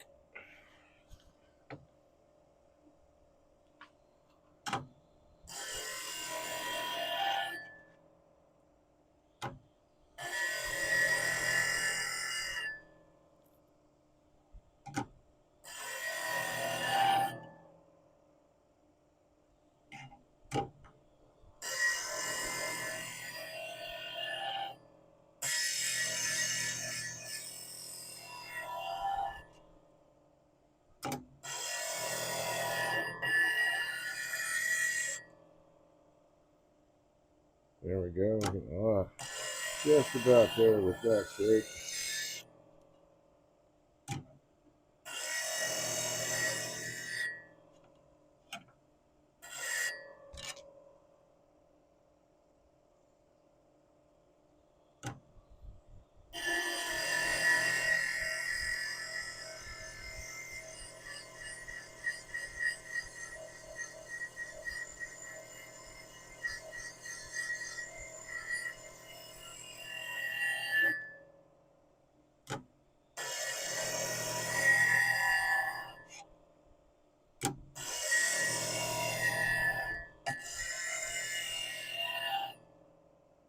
There we go. Now we're getting there.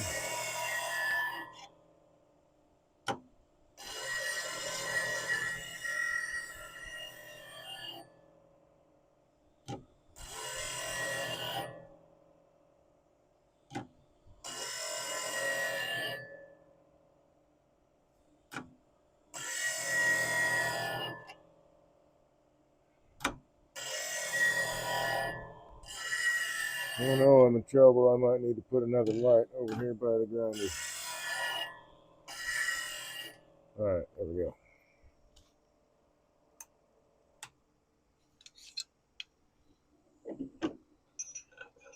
So, sharp tools. Sharp tools and stuff. Except for that one, maybe.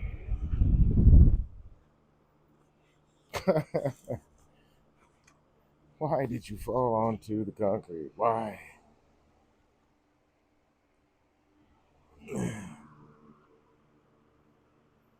Well, no damage to the edge, so we'll call that good.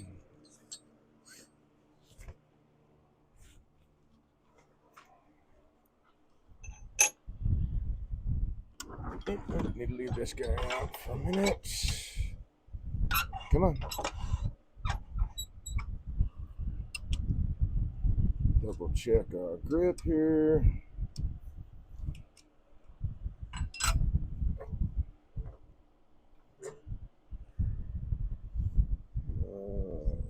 Tool rest.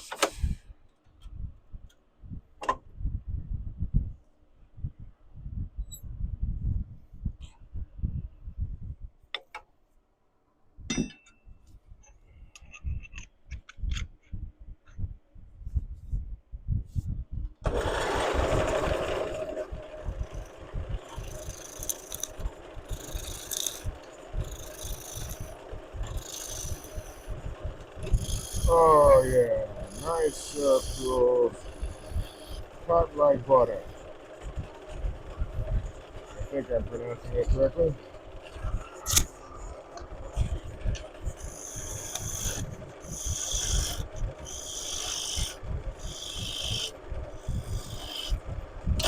Hey.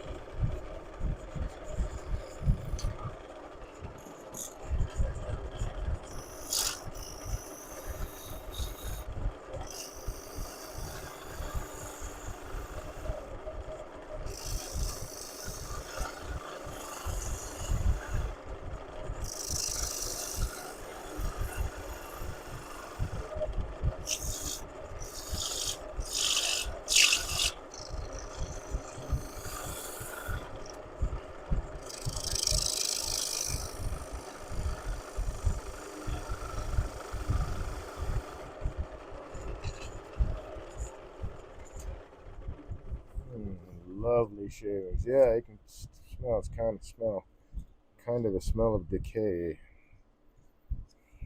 Okay,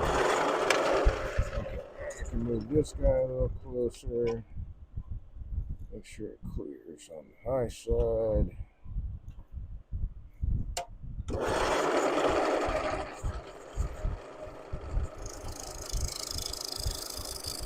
I'm shooting for a thinner walled vessel, so I'm going to do this one in stages.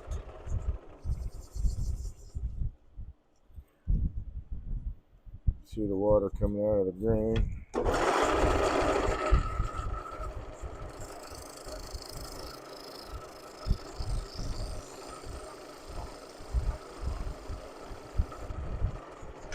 Finish cut on that stage, I think. I might take it even. You know, I think I'm going to go a little bit thinner.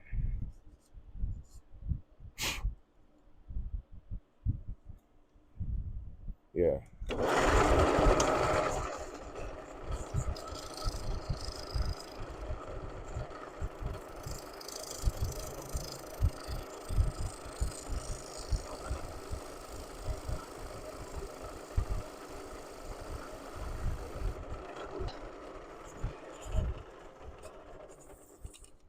That'll work.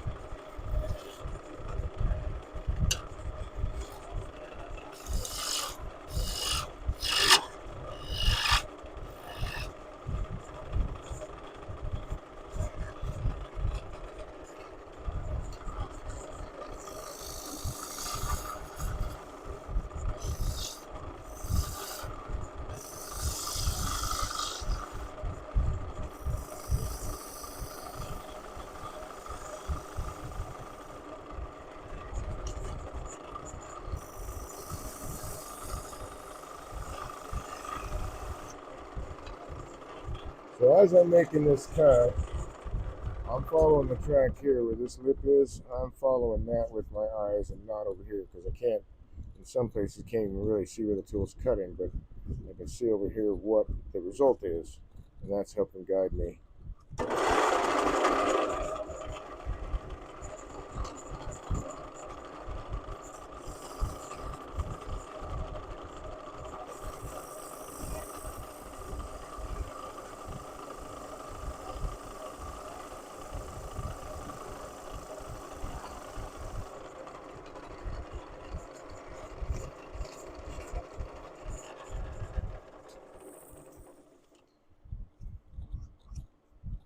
Let's see if there's enough.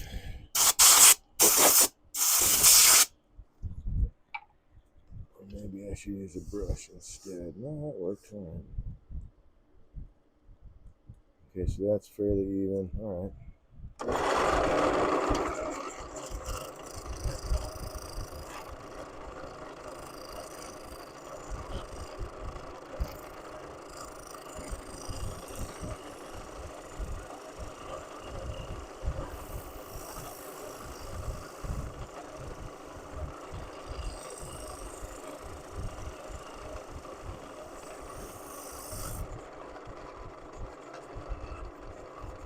Not hitting my mark, I think. I've got, oh yeah, I've got some wood stuff. There we go.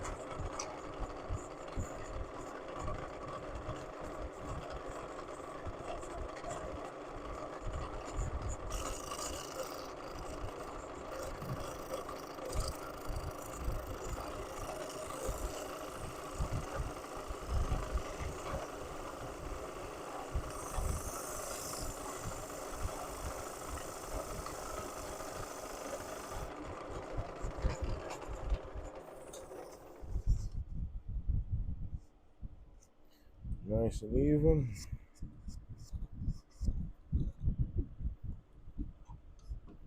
Swing this guy in a little more. Make sure I'm going to clear. I am not. There we go.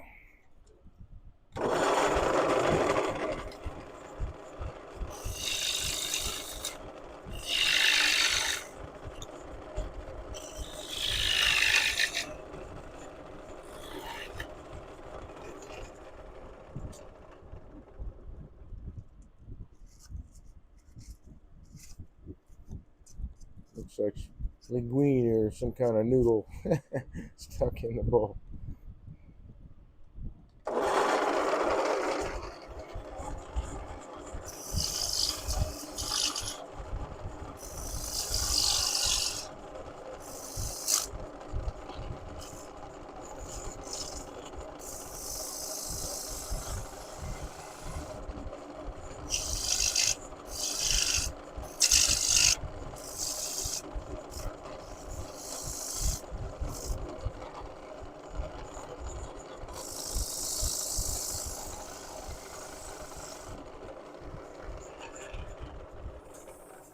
Check that cut.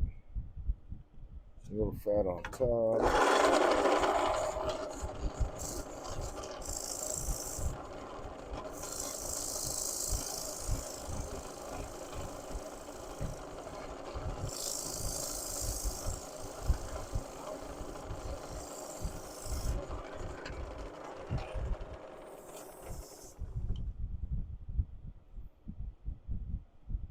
There we go.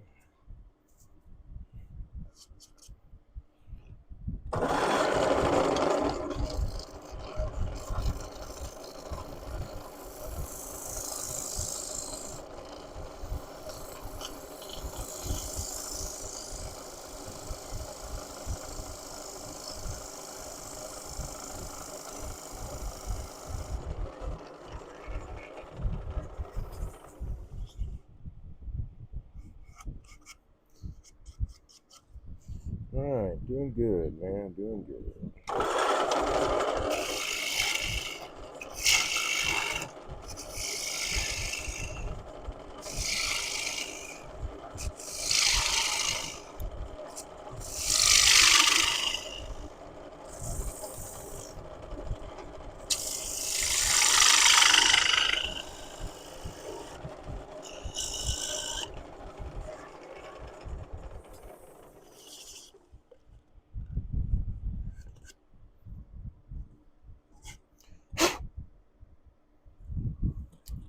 Let's check my depth here. Seems to be done really good. Yep, I'm close to my depth though.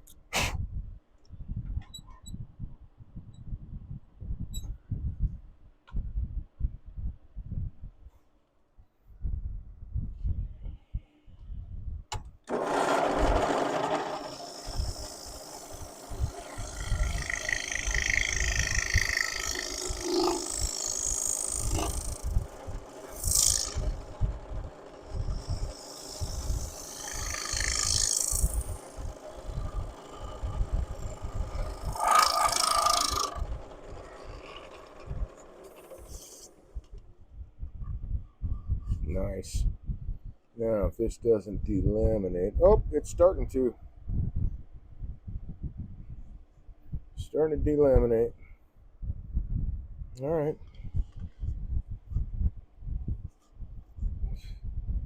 I'm going to put a fresh burr on this. I'm going to finish this. I'm going to let it dry and see what that does.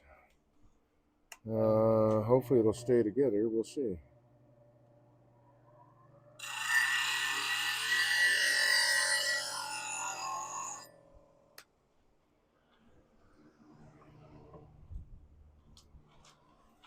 We've got a good even wall thickness all the way through.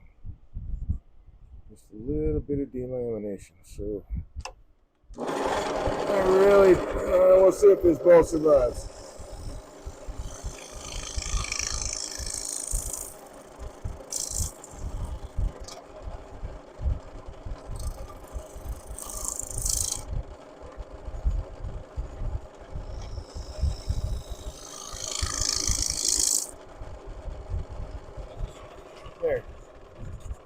So the foot's already done. All I gotta do is sand off that little nub.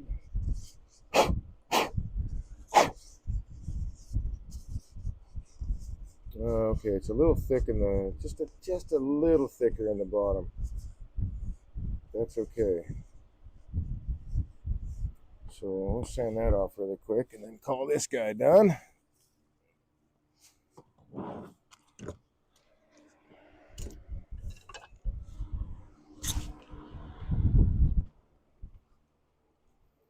We'll see if the rest of that bowl separates, man. I hope not.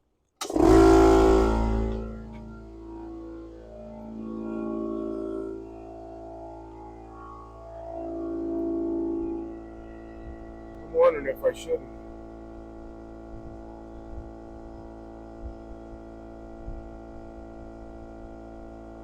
You know, I don't know. We'll see. I don't think it'll split all the way. But that'll be a neat little feature. So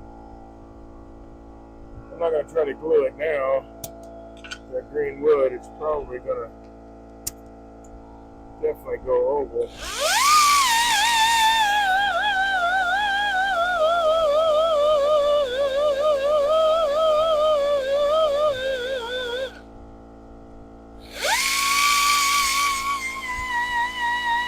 Pretty sure any glue in there will just break apart anyway with the stresses on the wood. So we'll let the wood do its thing and then we'll address it later once it's grown. If we need to. Probably the royal we though. Really need me.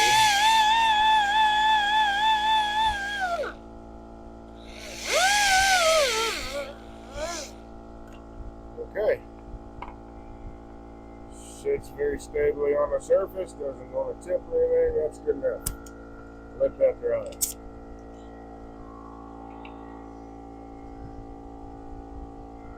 Nice shaped bowl though. And I like the rim when it sits flat, but it's got an angled rim. That looks nice. Hopefully this one will survive.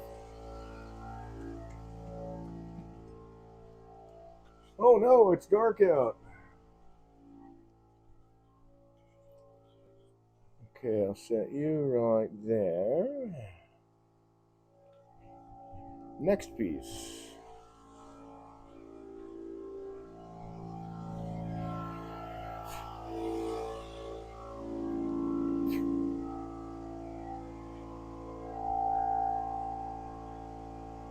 Oh, you know, I discovered something on the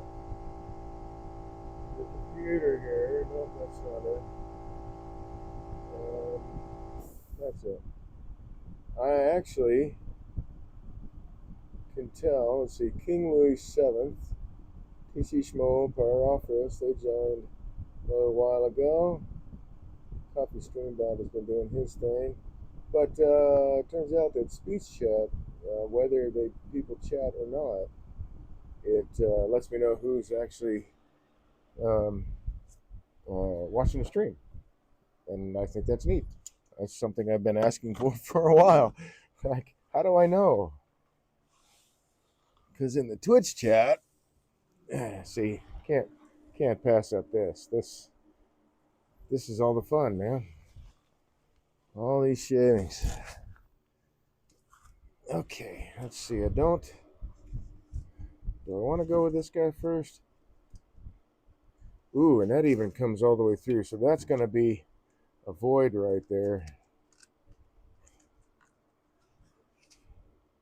But there is still a wood bridges. You know what? I'm going to try to turn this into a bowl, man. Let's see what comes out. This piece of burl wood.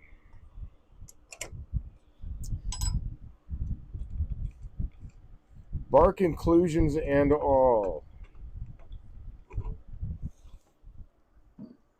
I don't think this is...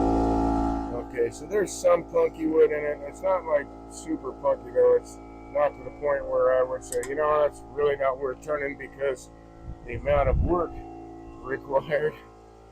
I mean,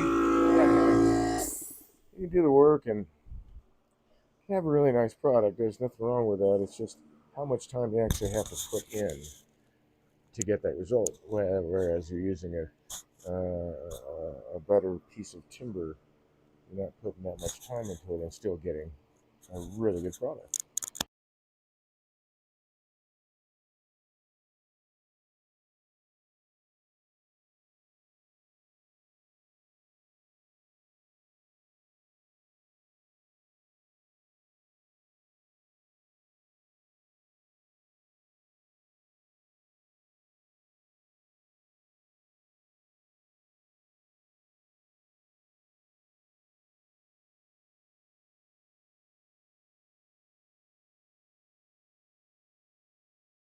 Oh, whoops! Looks like I actually killed the audio. Oh, went for a second. Excuse me, coughing. All right, so let's start this guy up at 10 centers.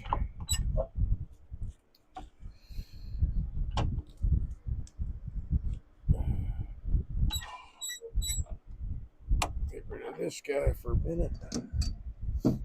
Hey, stay up there. So let's see. I think the way this is looking, I will make a shape from here. At least start anyway. Let's see. How about if I bring that up there? So this would be somewhere in the neighborhood of the center.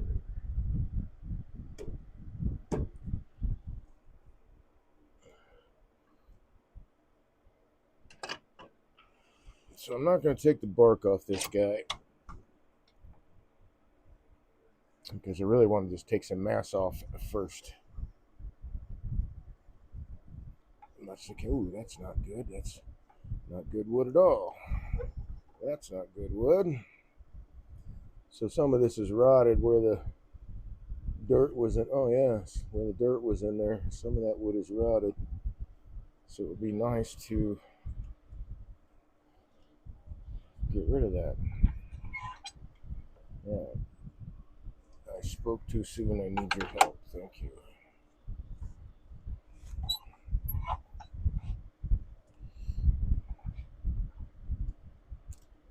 Oh, wrong direction. There we go. Okay. All right. So if I, oh, it's even got shelf fungus on it. That's what these little guys are. But that's dried out.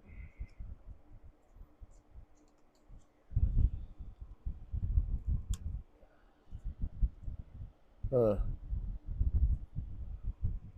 I don't know if it's good for anything.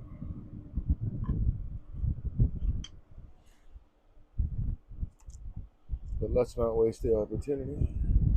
Might even be good as a coloring agent, if nothing else. Okay, so that would look like that. That'll all come off. We'll come down to here, which is just inside that. I really think. All right, I want to knock off. Currently stream bot. Say, visit Dave Life's co-fi page at https://co-fi.com/HIIMDAVE ? Some of this material, I think.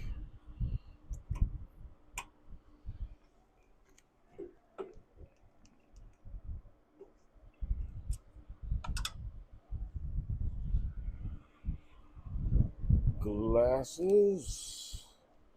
Don't need this guy at the moment. Let's see what happens. I'll stand over here. Okay, so I've got some good vibration happening. I'll take all that off. I'm not going to try to find a balance point on this guy right now. Oh, hello. All right, well, at least that did not go far. All right, I didn't want to have to do this, but I'm going to have to do this.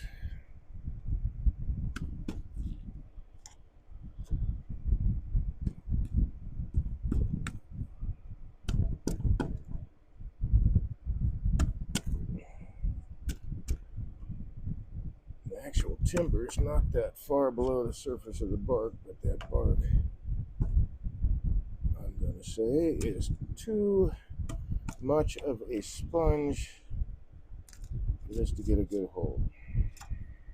So now, I think we'll go with this as the center. And where did I have you over here?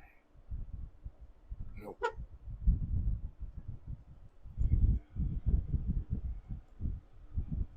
Okay. That looks better.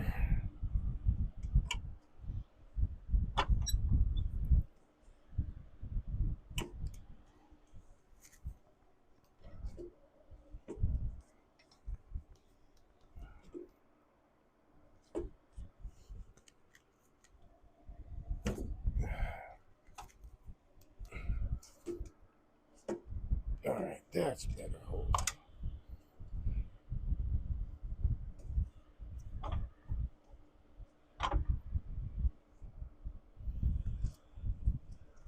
Alright, let's get rid of some of this mass.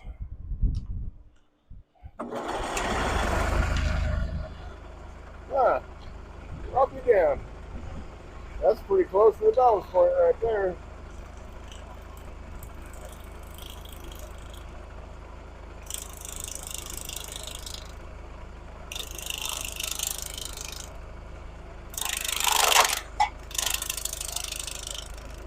Threw off a chunk of bark. Good thing I'm not in the firing line, but it threw it right at the ground.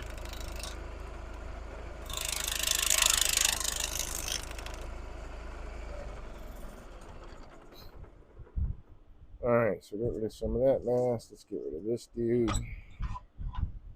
That'll all clear, right? Okay.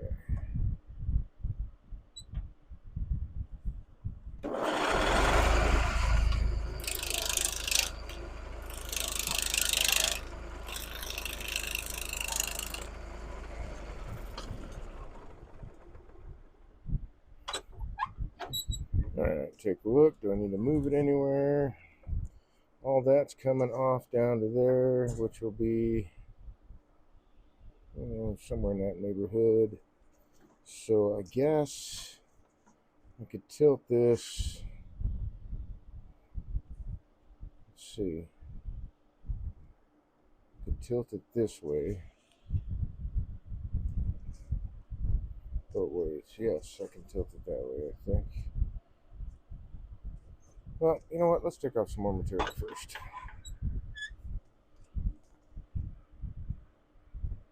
See, that's kind of punky stuff.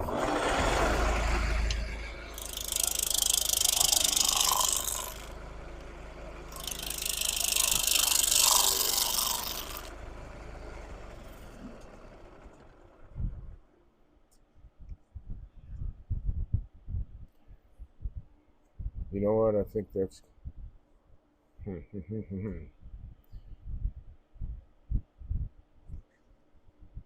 guess it all kind of, some of it kind of depends on what's behind there. So, I think I'll rotate it.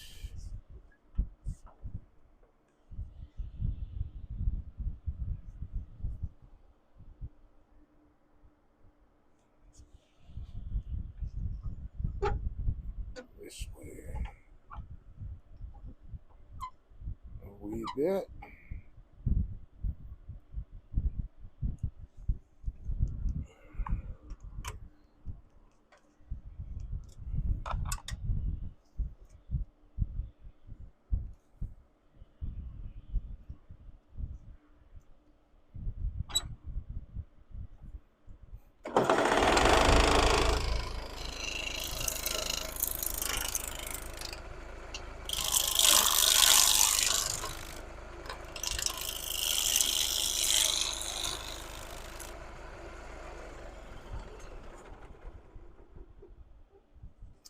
That now puts the rim up here, which is better, much better. Not counting whatever's happening there. Okay, cool.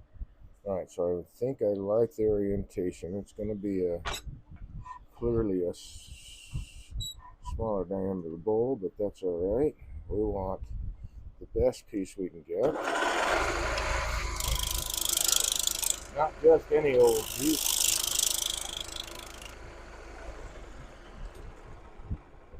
Best piece we can get out of the piece of timber we got to play with here. Okay, I think that's starting to look pretty good. I can get rid of that bark. Now, don't want to rotate it anymore.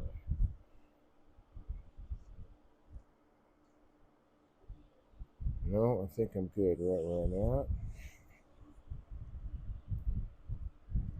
But I will swap that out for this.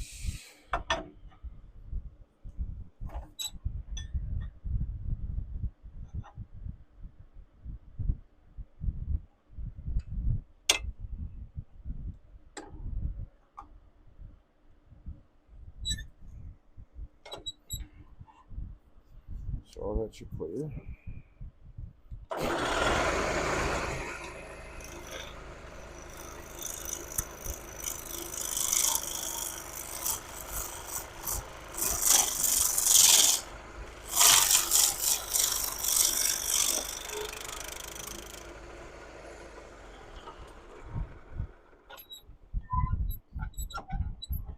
Now I'm smelling more dirt than anything, but it's kind of be expected. I'm getting into that dirt there a little bit.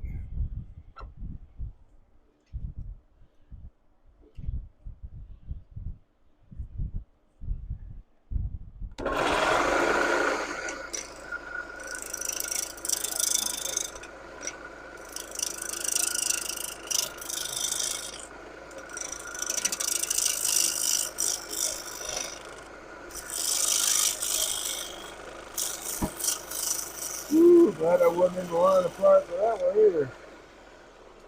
That would have hit me right in the face if I'd have been in the way. What the hell came? It was something big. It might have been a piece of bark. Be aware of where your line of fire is, man. You don't want to be in it if you can avoid it. And that's like anywhere in this plane. Come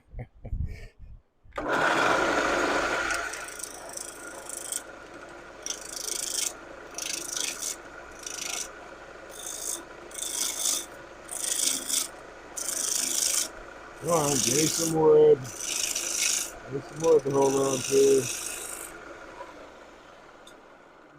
Trying to figure out where I'm going to put my tenon down here. Oh, I'm in wood. Okay, cool.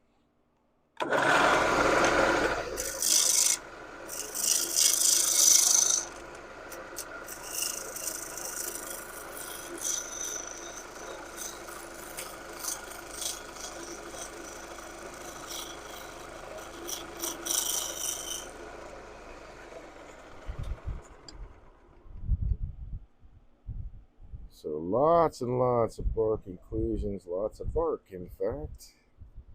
I'm going to take this diameter down even more. I think that bark is a little thick. On the other hand, let's see. Let's take a look. Let's walk around the planet here. So I've got a wood bridge here, and then all the way around where this is, I've got a wood bridge here and here holding this together, and a wood bridge on the back side coming around. So I could leave this and make this like a hollow, but leave the diameter, not the bark. But let's see how. Yeah, that's really thick bark.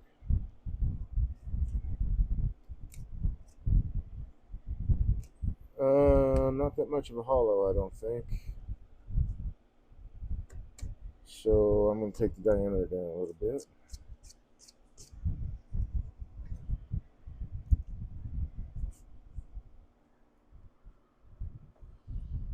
Still, it looks like it's going to be, I don't know, depending on how much we get to save of it, a nice piece.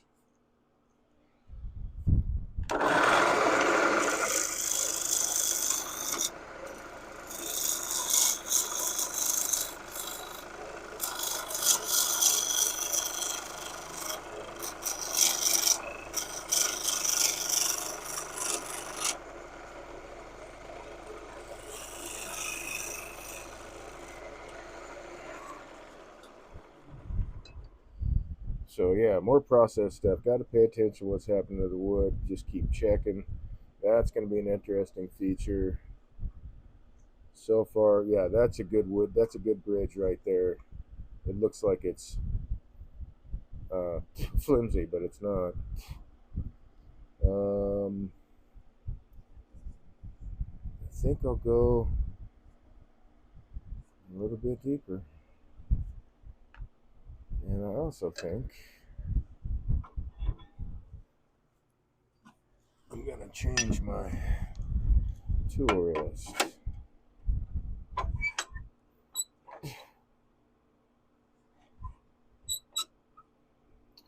Let's see, how about something more like that?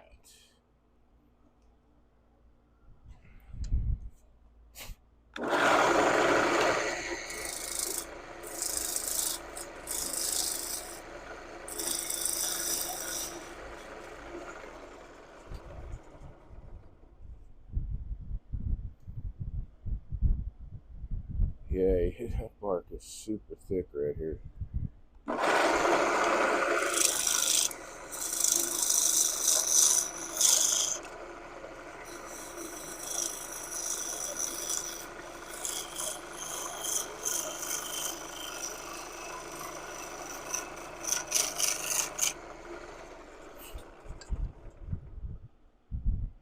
That'll be okay.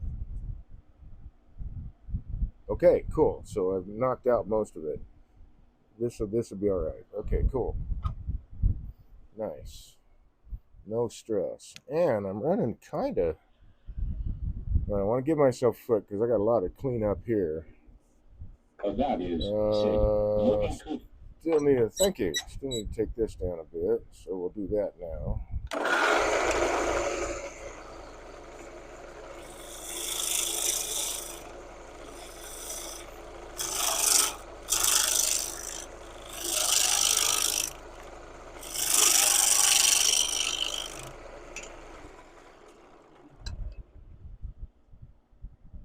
Yeah, this is going to be a really cool looking piece.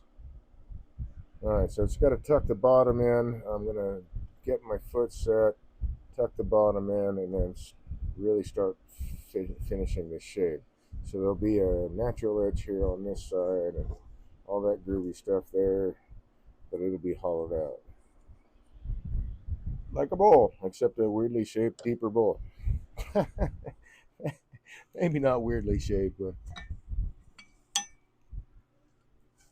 I thought that was interesting that I got fairly close to the balance point just picking a spot. So that's nice.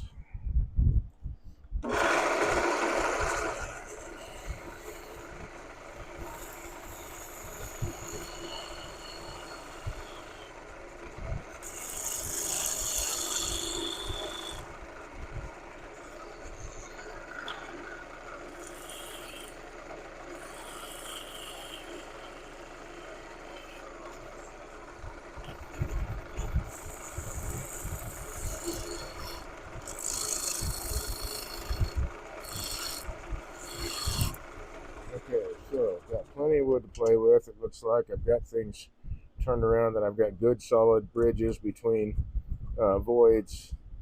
Definitely got a good one there going all the way around this one. The rest are more or less just bark inclusions now. And then I've got this really nice feature here, so I want to try to keep as much of this as possible. It's looking like a nice shape, I think. We're going to come down to probably here. So,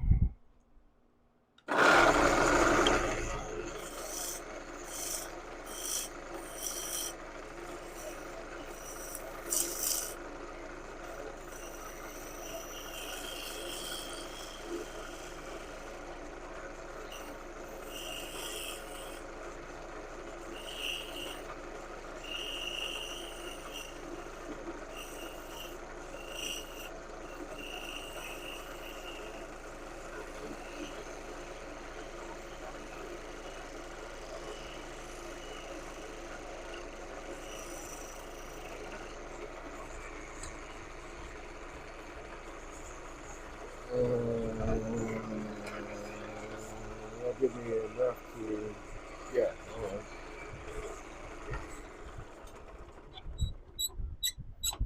Sorry, talking to myself out loud. I probably shouldn't do that, but sometimes information that comes out.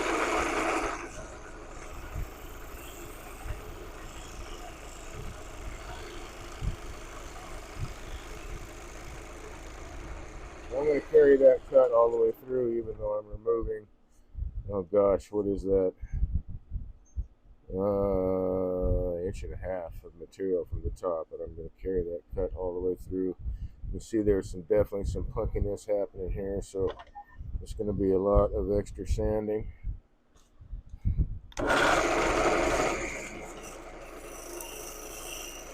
But I think for this piece, it'll be worth it.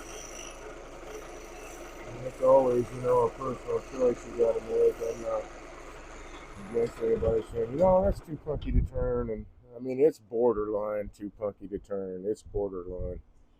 I think I'll spend the time because it's burl wood and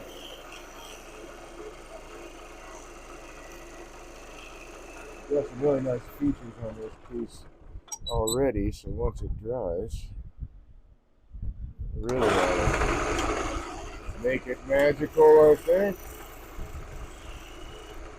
So a little bit of scraping, really trying to lessen the amount of sanding that I'm ultimately going to have to do. But I'm not going to get away from all of the sanding. Yeah. Although this is looking better. So I'll do a shear scrape now.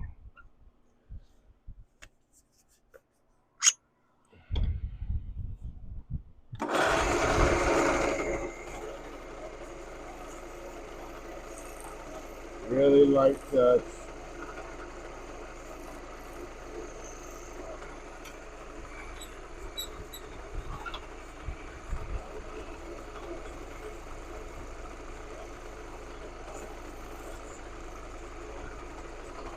I do try to explain, well, not every video, not every time I broadcast, I guess.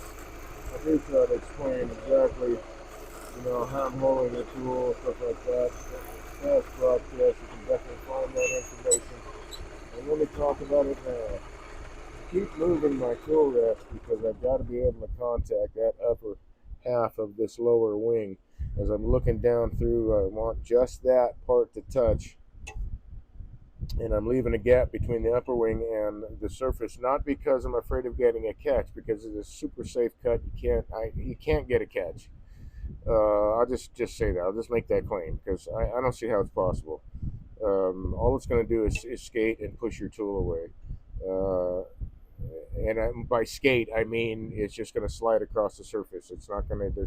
You can't get a catch because you're coming down at the top of the edge here on the blade and at an angle such that even if that other wing touched, nothing catastrophic is going to happen. But I leave that little gap in there so I can look down in there. I'm standing right over there, so I can see and make sure that it's actually contacting this upper half. I want the flute as close as I can get it, and it's a really, really light touch, just going across the surface. I just want to get rid of the high points. So I'm not digging the tool into the wood. I'm letting the wood come to the tool. I'm closely monitoring where it's cutting on the tool. I want it right on that upper half. And because I'm following a curve, and I've got to get that tool in the tool in the right position. I don't have the handle to have to mess with. I'd have to move this a lot more, but without the handle, I just have to move it a couple times enough that I can get around those curves and not be at either parallel with the tool rest or coming off the tool rest. And I can follow that curve all the way around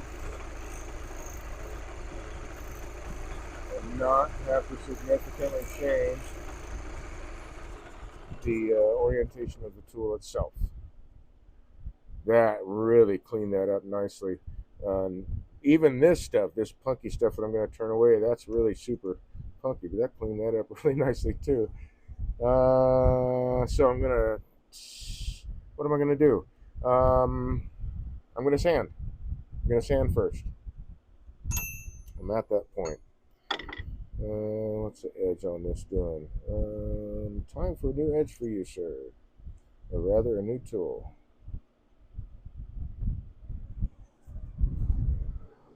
New steel. There we go. So I'm going to sand this guy.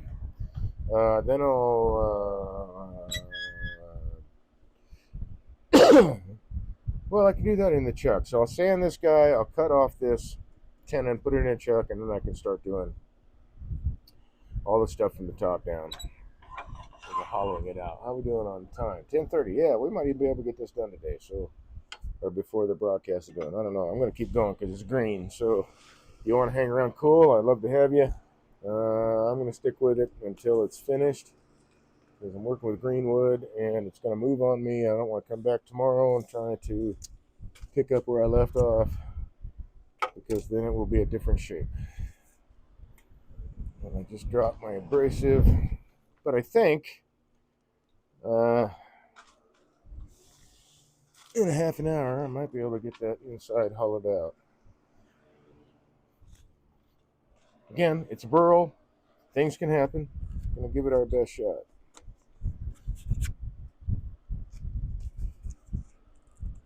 I keep talking about the royal we and stuff. We, our, us.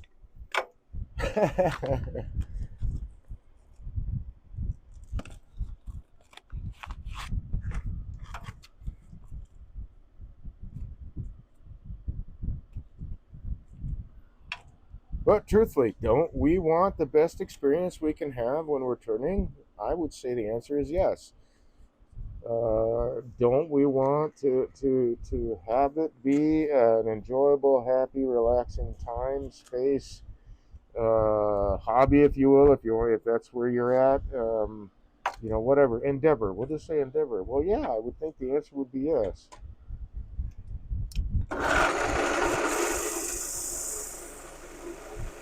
Oh, bummer. Well, I'm going to go anyway. It's trying to load up my abrasive.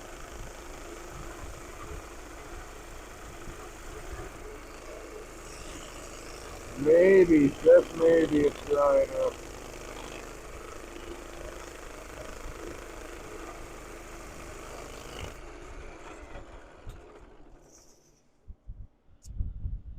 Yeah, it's trying to load it on, but I think it's actually that color tone is probably mostly the bark that's trying to load it up.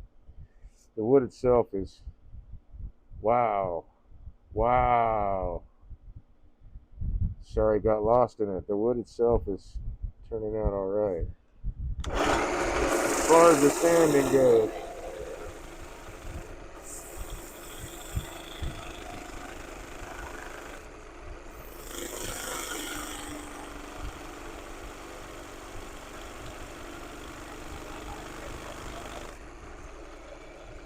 that's the end of that one.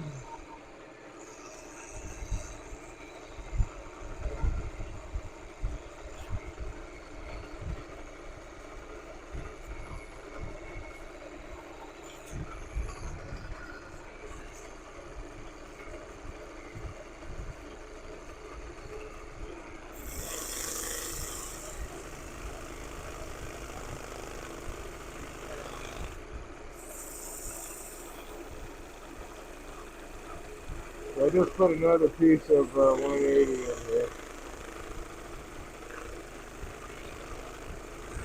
It is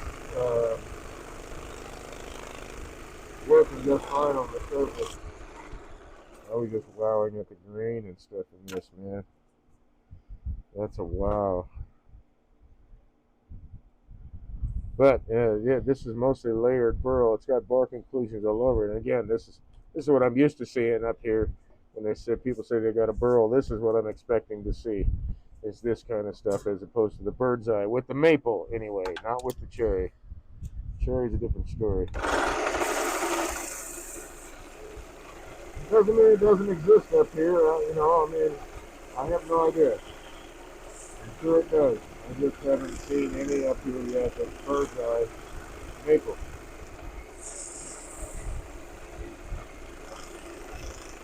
Although it could be because it's a very popular animal. People find it and take the tree down right away. All of it gets snatched up, which would make sense why I would never see it in the wild. Okay, that dude is done.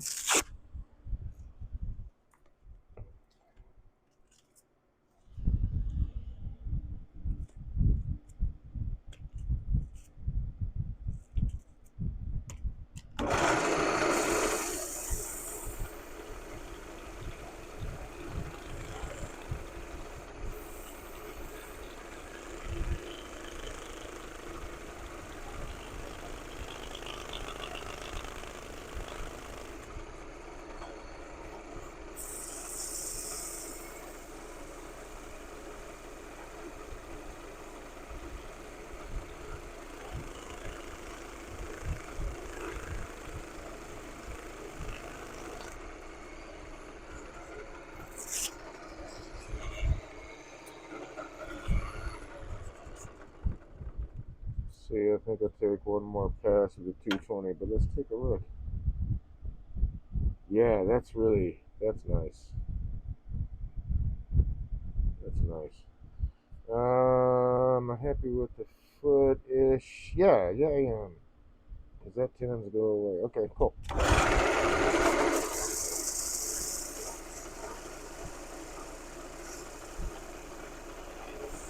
I won't, well, that's not, I was going to say, I won't be able to reverse this bowl, but I would be able to with a good jam stud length, which I have over underneath my elbow side.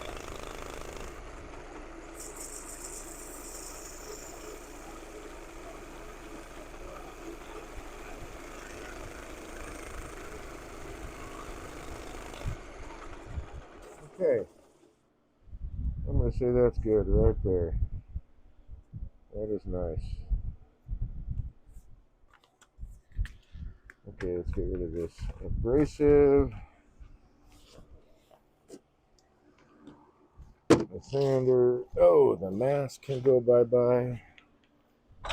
Let's do something about this tenon. Oops, that's a wee bit close.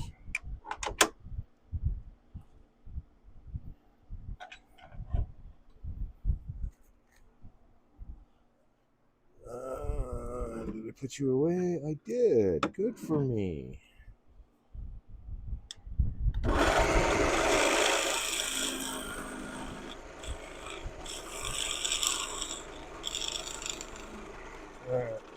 I'm working with burl, and it's a little bit bigger than a 3/8 inch tenon. I'm just going to cut through it. I'm not going to chance it coming apart, man. Coffee Stream Bot said, visit Dave Life's OFI page at https://co-fi.com Ooh, that's nice and punky, too. ref equals Twitch.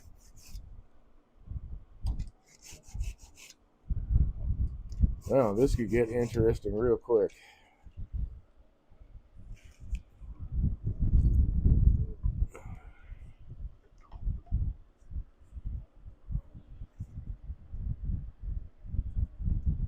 That's good hardwood. That's good hardwood. That's good. So there's a little bit of punkiness right in the middle. I was hoping there wasn't any on the outside because that's where I need to apply pressure to grab it. You are not worth saving, but you are worth putting in the blue bucket or the resin bucket. So there we go.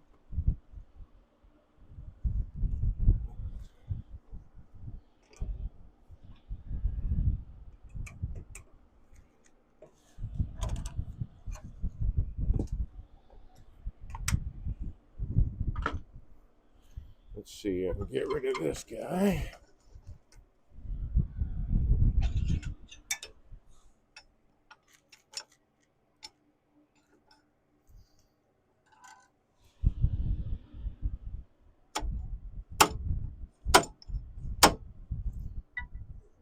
Bring up the mallet.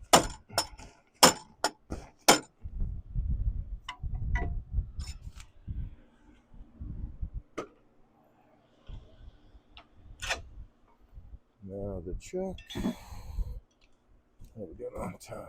Oh yeah. Okay.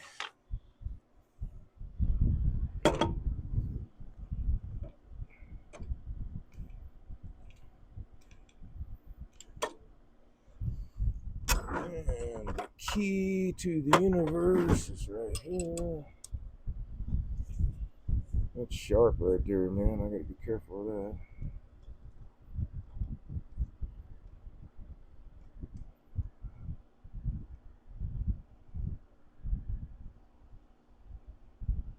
Oh dear.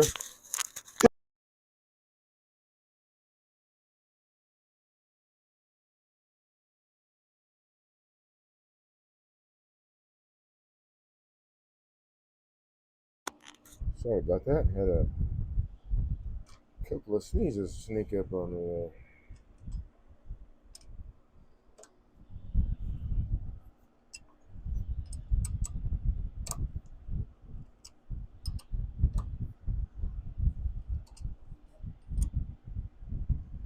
All right, so now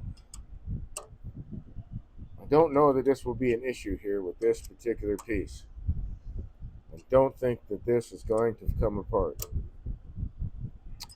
But now's the time, and I'm going to show you the little tip I have about working with burls, especially when there's a lot of this going on. Bear with me. I need to blow my nose now.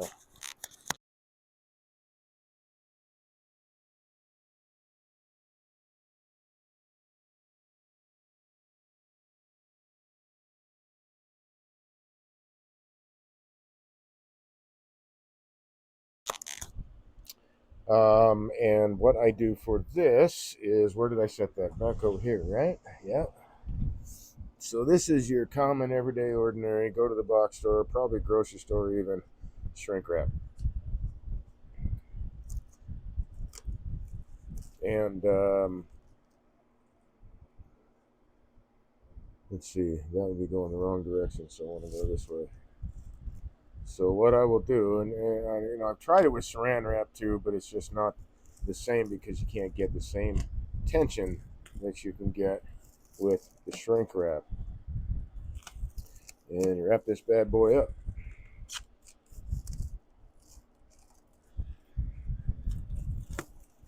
Do a couple of layers like that. I really started more doing it with the cherry burls because I've had so many come apart from having fungus inside them and dirt nodules and stuff like that I started doing this. Keeps everything together, even if it breaks on the inside. I doubt I need this, and I'm going to wind up turning some of it away right now anyhow. But that's a really handy tip. You can shrink wrap that in, especially around that bottom curve. It's going to keep everything packaged right there. So if it does come apart, it's not going anywhere.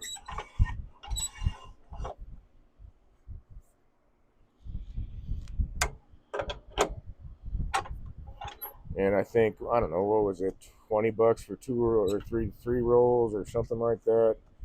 And just 4 or 5 passes around the object should be plenty enough to keep that in there. And then why am I facing that way? I need to go this way.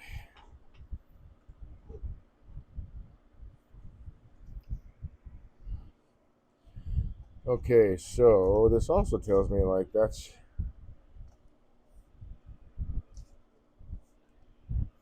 probably about as far as I want to go, I think. We'll see. I want to get rid of all this stuff as quickly as possible. But let's get...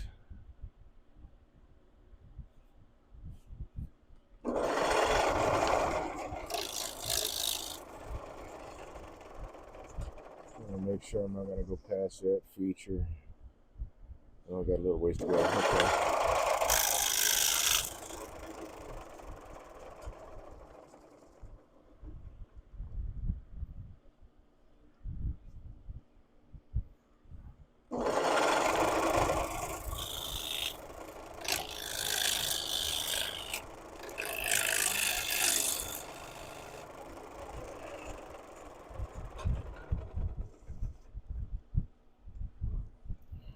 Now I can kind of play around with where I want the rim to be.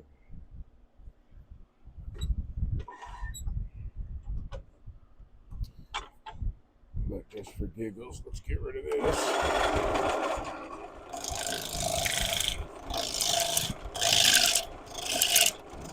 Whoa, hello. Oh man, yep, that chewed me up. That hurt. And that was just spinning off my skin there. Didn't hit me, but it spun right off my skin. So that's an issue with burls. I'm going to have to remount this and turn another foot after I address that.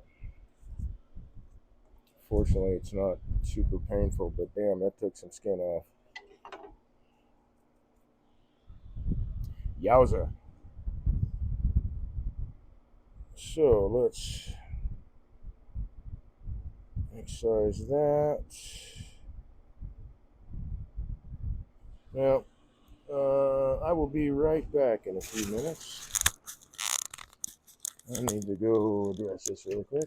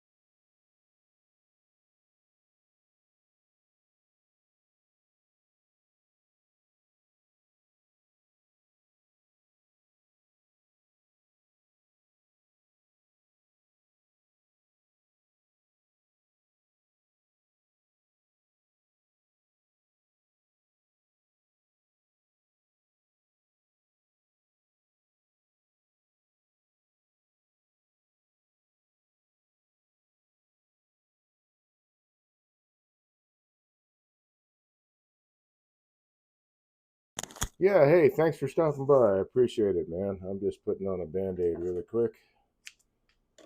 These things happen. There we go. Cool. All right. Nope, wrong light. Values say, I thought the stream froze. Oh, no, no. No, I turned off the mic. I had to go. It took off the top layer of skin and left it hanging, so I had to cut off the skin and then put a band-aid on, so no big deal. Values said, risk of injury. Maybe I will stay.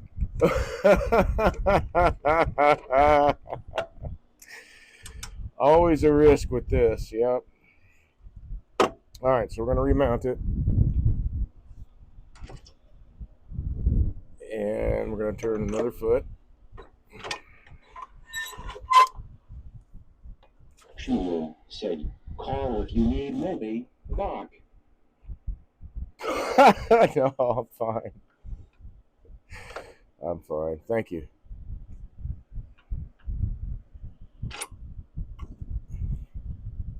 That could have been fun if I took it in the chest, but I didn't either. It just spun the skin off the top layer or so of skin right off my arm there. Just abraded it is really all. What am I looking for? I'm looking for something. Oh, yeah, this guy.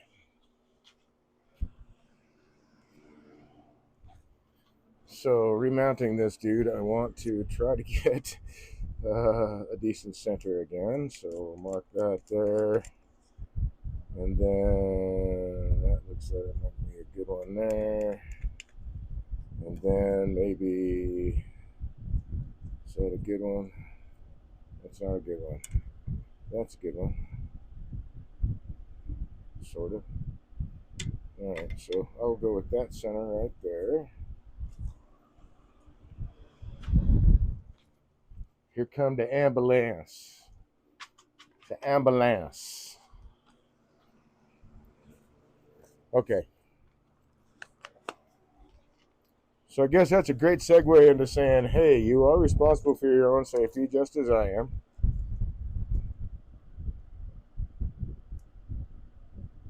There is inherent risk to turning wood. There is no doubt. Job is to mitigate that as much as possible. All right, let's see. I think this guy was the center. Let's see. Oh, that's really close.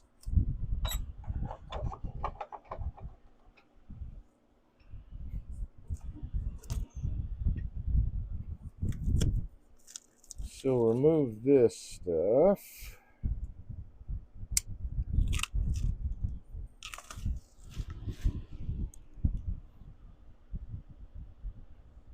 Maybe I should have wrapped that.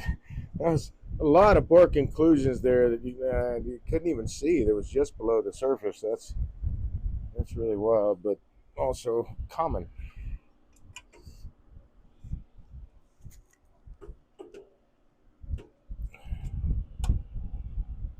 I know that once I started turning burls, I started getting a better appreciation of what it takes and the things that can inherently go wrong, which are a lot more. There's a lot more that you have to pay attention to with burl wood, especially this kind.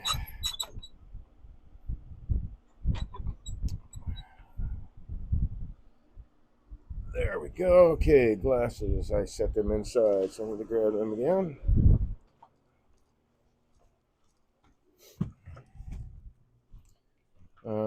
But I set them where?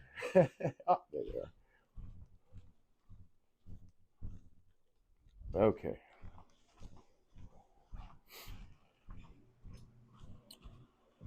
All right, let's establish this foot again.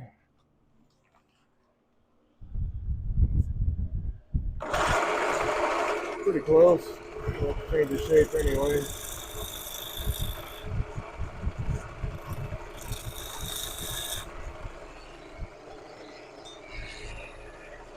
So let's go with that as the foot. We'll get rid of this nonsense in a little bit.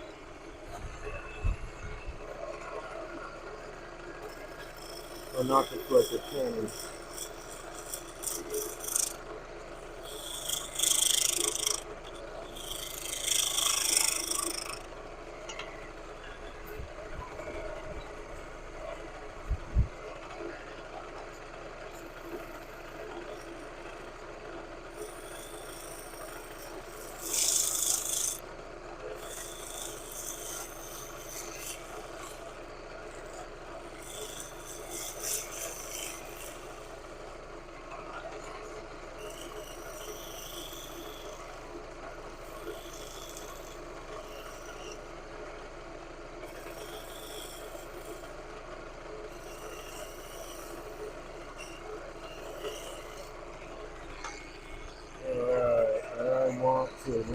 this foot off a little bit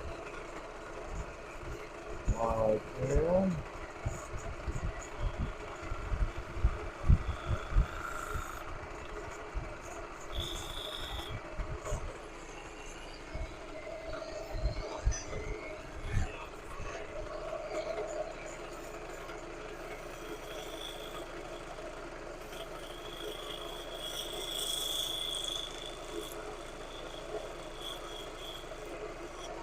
There we go.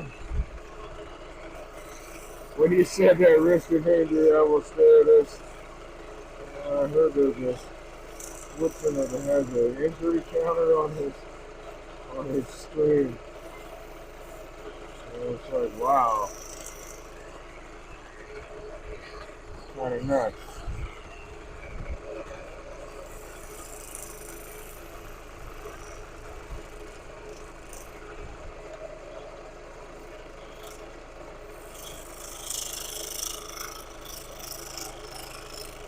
So just watching that ghosting up there, so I can see how my cut is progressing. And I think I want to tuck that in a little bit more actually, so we'll take it down some. Yeah, that looks better.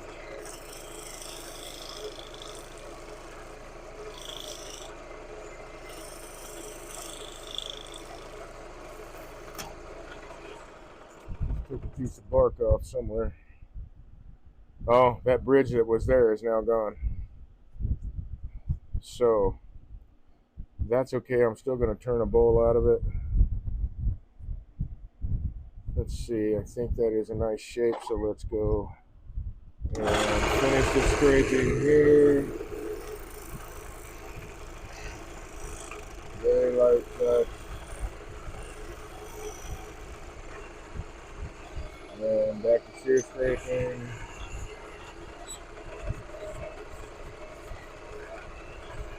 Bottom wing, gap, touching the top half of the bottom wing, towards your nose. I can only go so far around the curve with the way the tool rest is set to make that contact, so I gotta move the tool rest.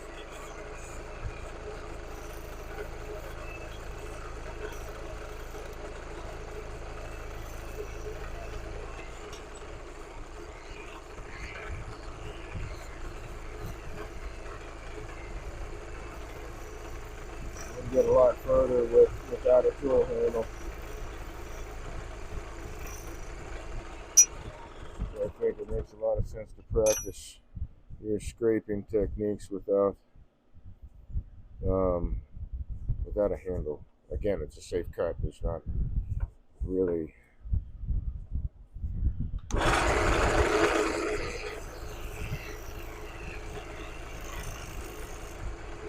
way to cut. This part here I'm going to turn away, so I'm going to touch that wing, and all it does is push it away. No catch. Chewed up that surface, but I'm going to cut that away anyway. All right, time for sanding. Again. Okay, mask, 180, 220, and Grex.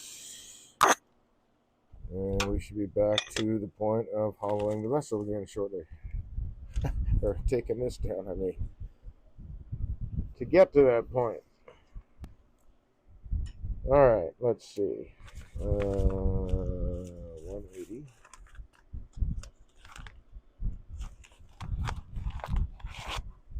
I think this was 220 and it's pretty much shot. Yep.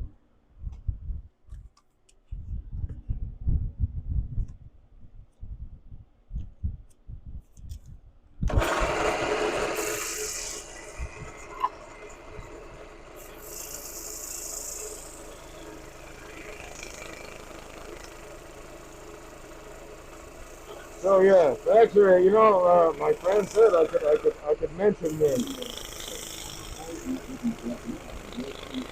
Oh no. although I have before. But anyway, my friend TC Schmo was working a burrow like this, and it exploded on him. It was just the day before yesterday. It exploded, and I think he was 2/3, 3/4 of the way through it, and it just flew apart, exploded, scared the shit out of him. He was not in the line of fire because he was hollowing it out, which is a good thing because that would have hurt a lot, I'm sure. So again, working with a bow, you've got to pay attention to what's going on with the wood.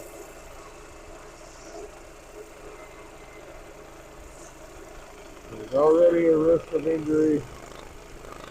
Just, I mean, wood turning in itself there's a risk. You're working with machinery that's spinning with a piece of whatever that's spinning very, very fast. And not much you're going to do other than be in the way is going to stop it when it comes off the lathe. And so the idea is to keep it on the lathe in the first place as much as possible. Clearly that did not happen here. But the injury was minor.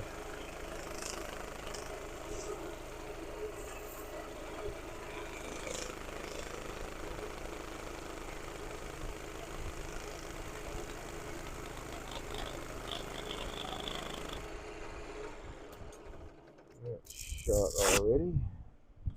Is that good enough? Oh, one more pass with the 220, and then we'll get this thing back in the chuck.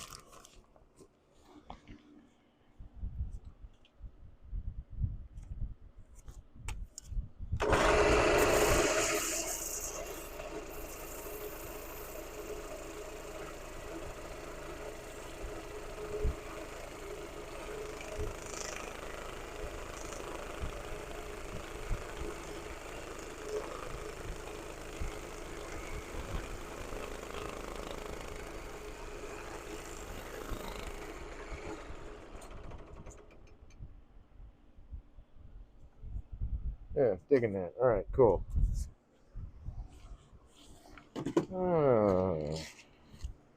With the wind blowing, the dust is leaving the vicinity very quickly.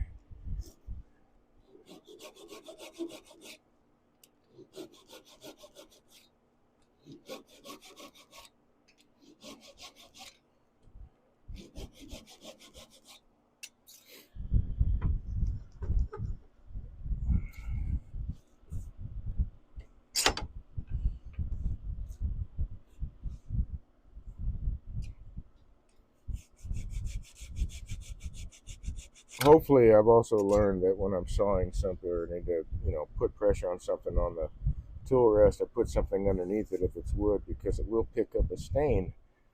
It turns out from sitting on the ways sometimes, and you can leave indentations in your piece too, depending on where you're putting that pressure. Okay, this guy comes out.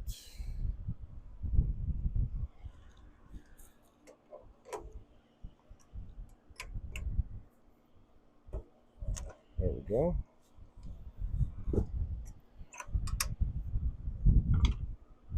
This guy comes back.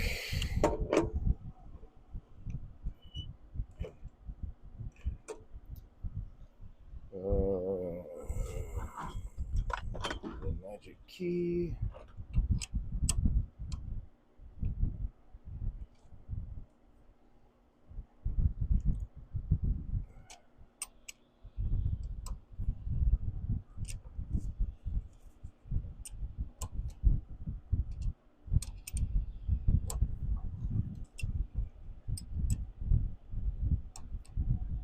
There we go.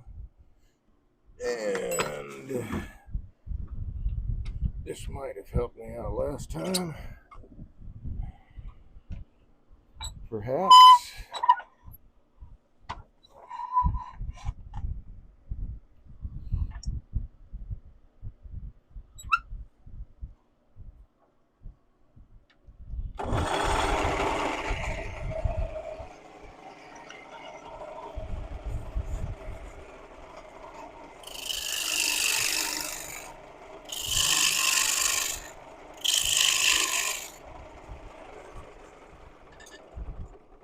Alright, let's see where I'm going with this. I could take it down another quarter of an inch.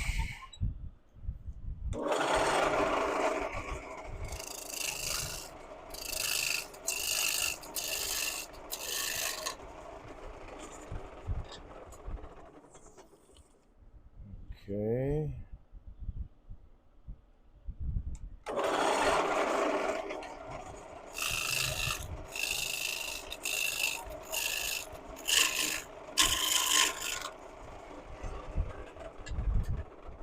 Another thing is too is I don't do a lot of natural edge. Not a lot. I do like natural edge stuff. I don't do a lot of it.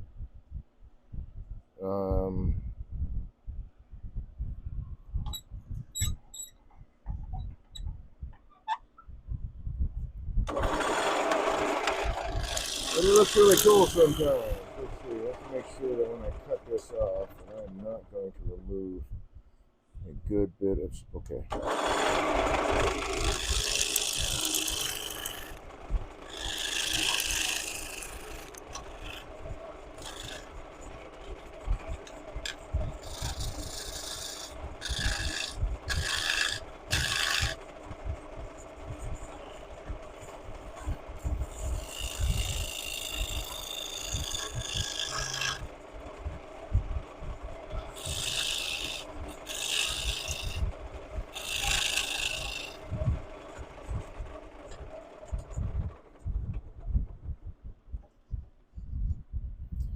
Alright, so some of this work is already done for me.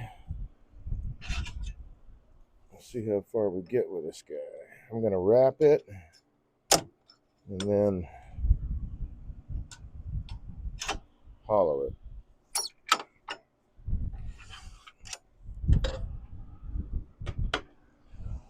So I'll put it back over here.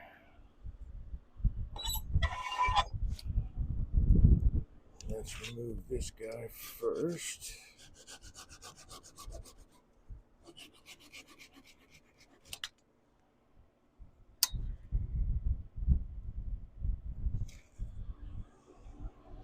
That in the resin bucket.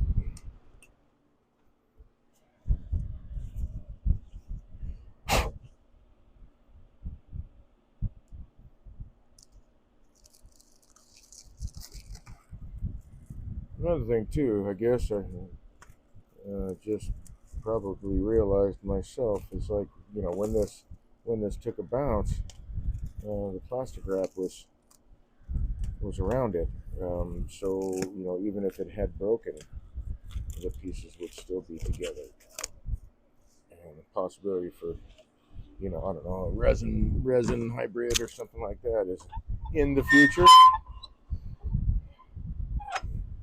All right, let's keep this guy on hand.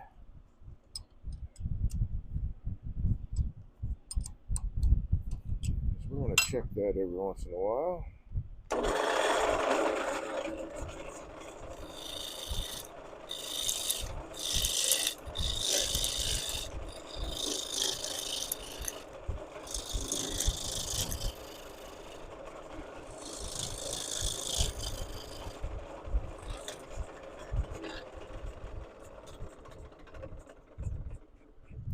Tool rest is a little bit high.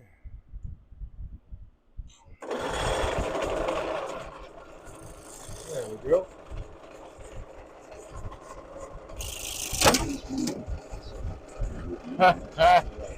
Wow.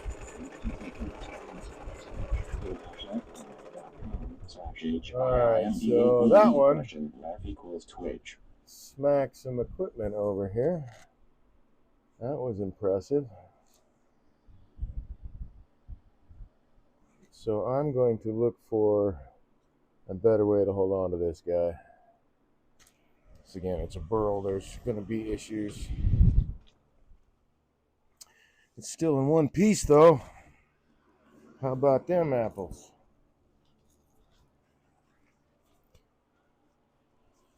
So I am going to work on a better way to hold this guy. I don't even think a glue block would be a better way. I don't know. I might try a glue block.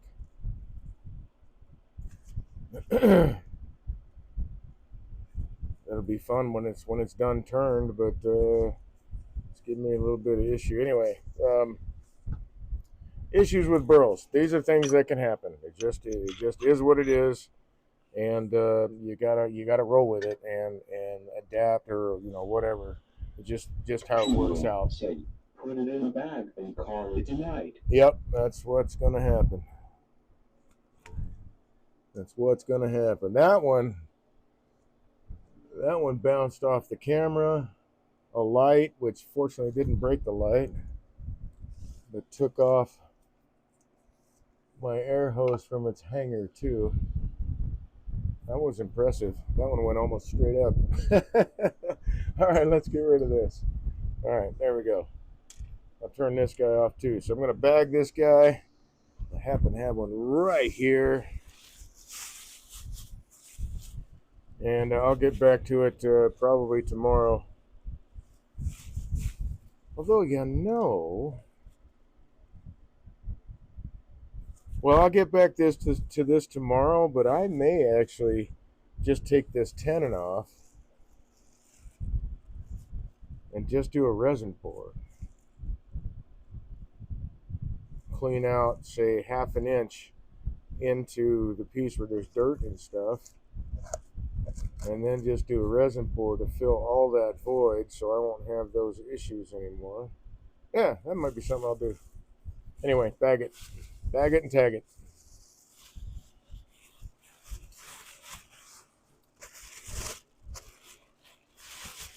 Be aware of where the line of fire is at all the time. These things will keep traveling until something stops them. And hopefully that is the ground or something else that's not your body. But don't be afraid of these things. These are, like I said, these are heavily. There's a lot of bark inclusions in these particular burls that came off this tree. So this is heavily included. And so it's got an extra level of difficulty to it. But don't let that deter you. Start with smaller pieces, whatever. If you get into some burl wood like this that you're not comfortable with, let it sit for a while until your skill level you feel is good enough to tackle it. But with everything, it's like it's slow and steady, and it's practice. That's all it is.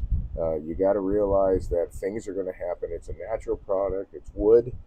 There's always going to be what we would call imperfections in the wood somewhere that you want to try to mitigate to lessen the chances of things like this coming off the lathe, et cetera, and limit the amount of damage that you, the folks around you, and your equipment take.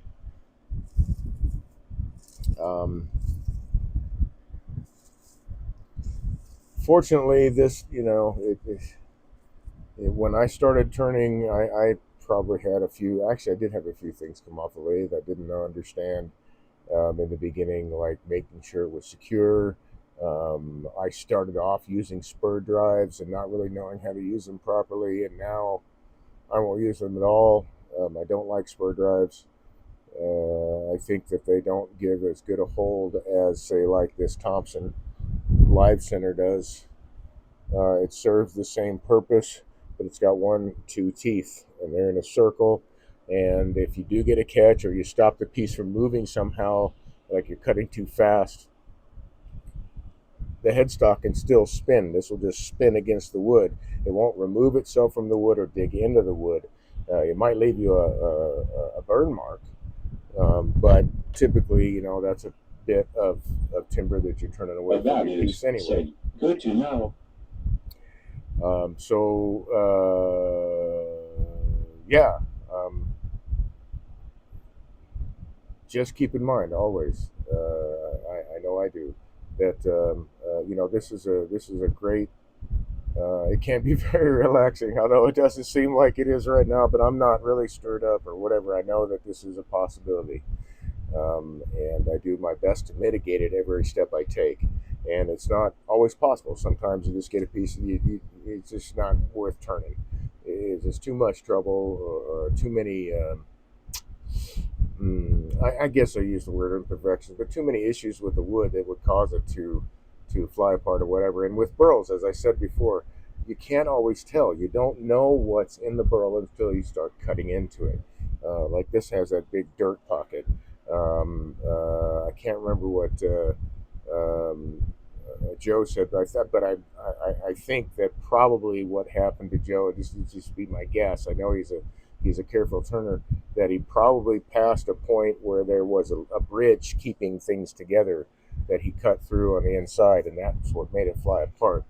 Um, but it happens. It's burlwood. It just is what it is. And I typically save the burl pieces that I have. I still have some old cherry stuff that was heavily included with bark, that I intend to actually turn into a resin hybrid at some point. So I do save the burlwood regardless of whether or not it turns into what I want it to, because at some point it will.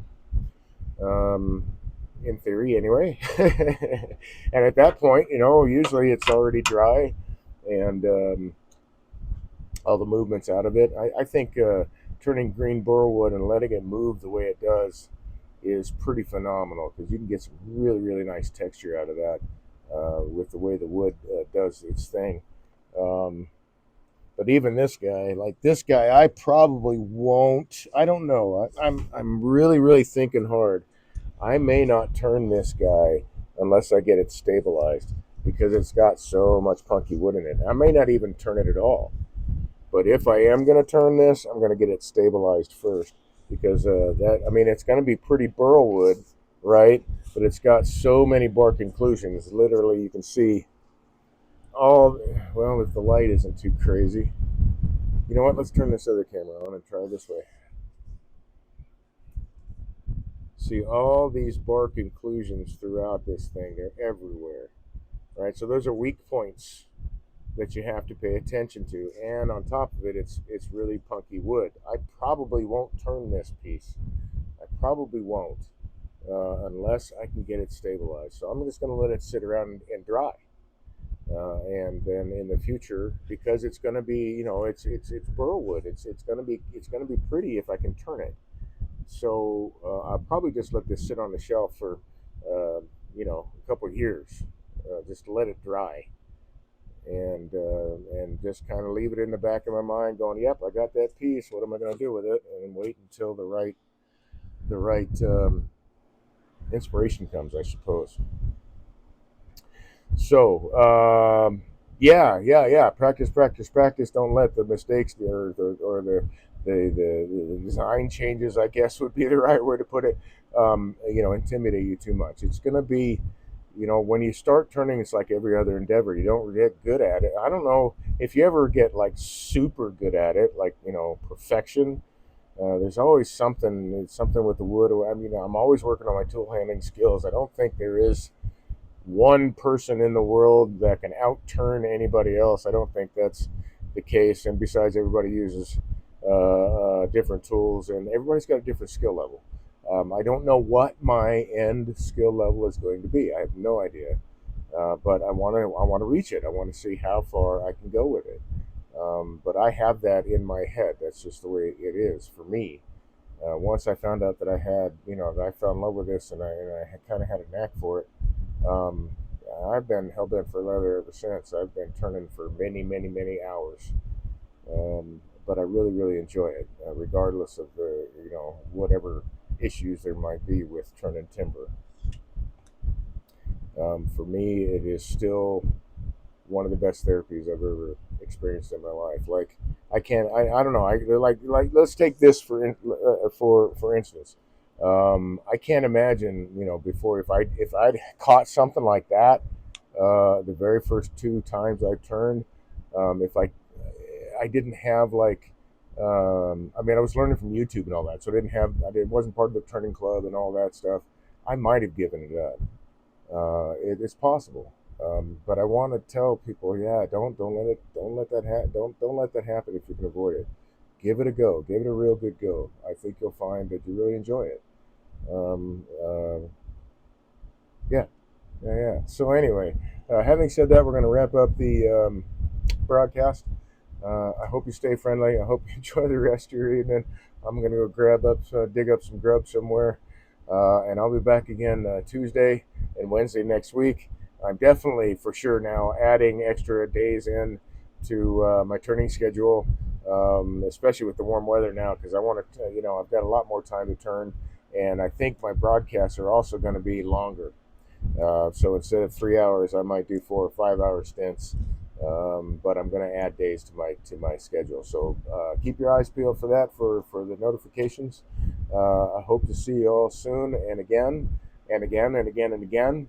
I thank you for the support. Thank you for watching.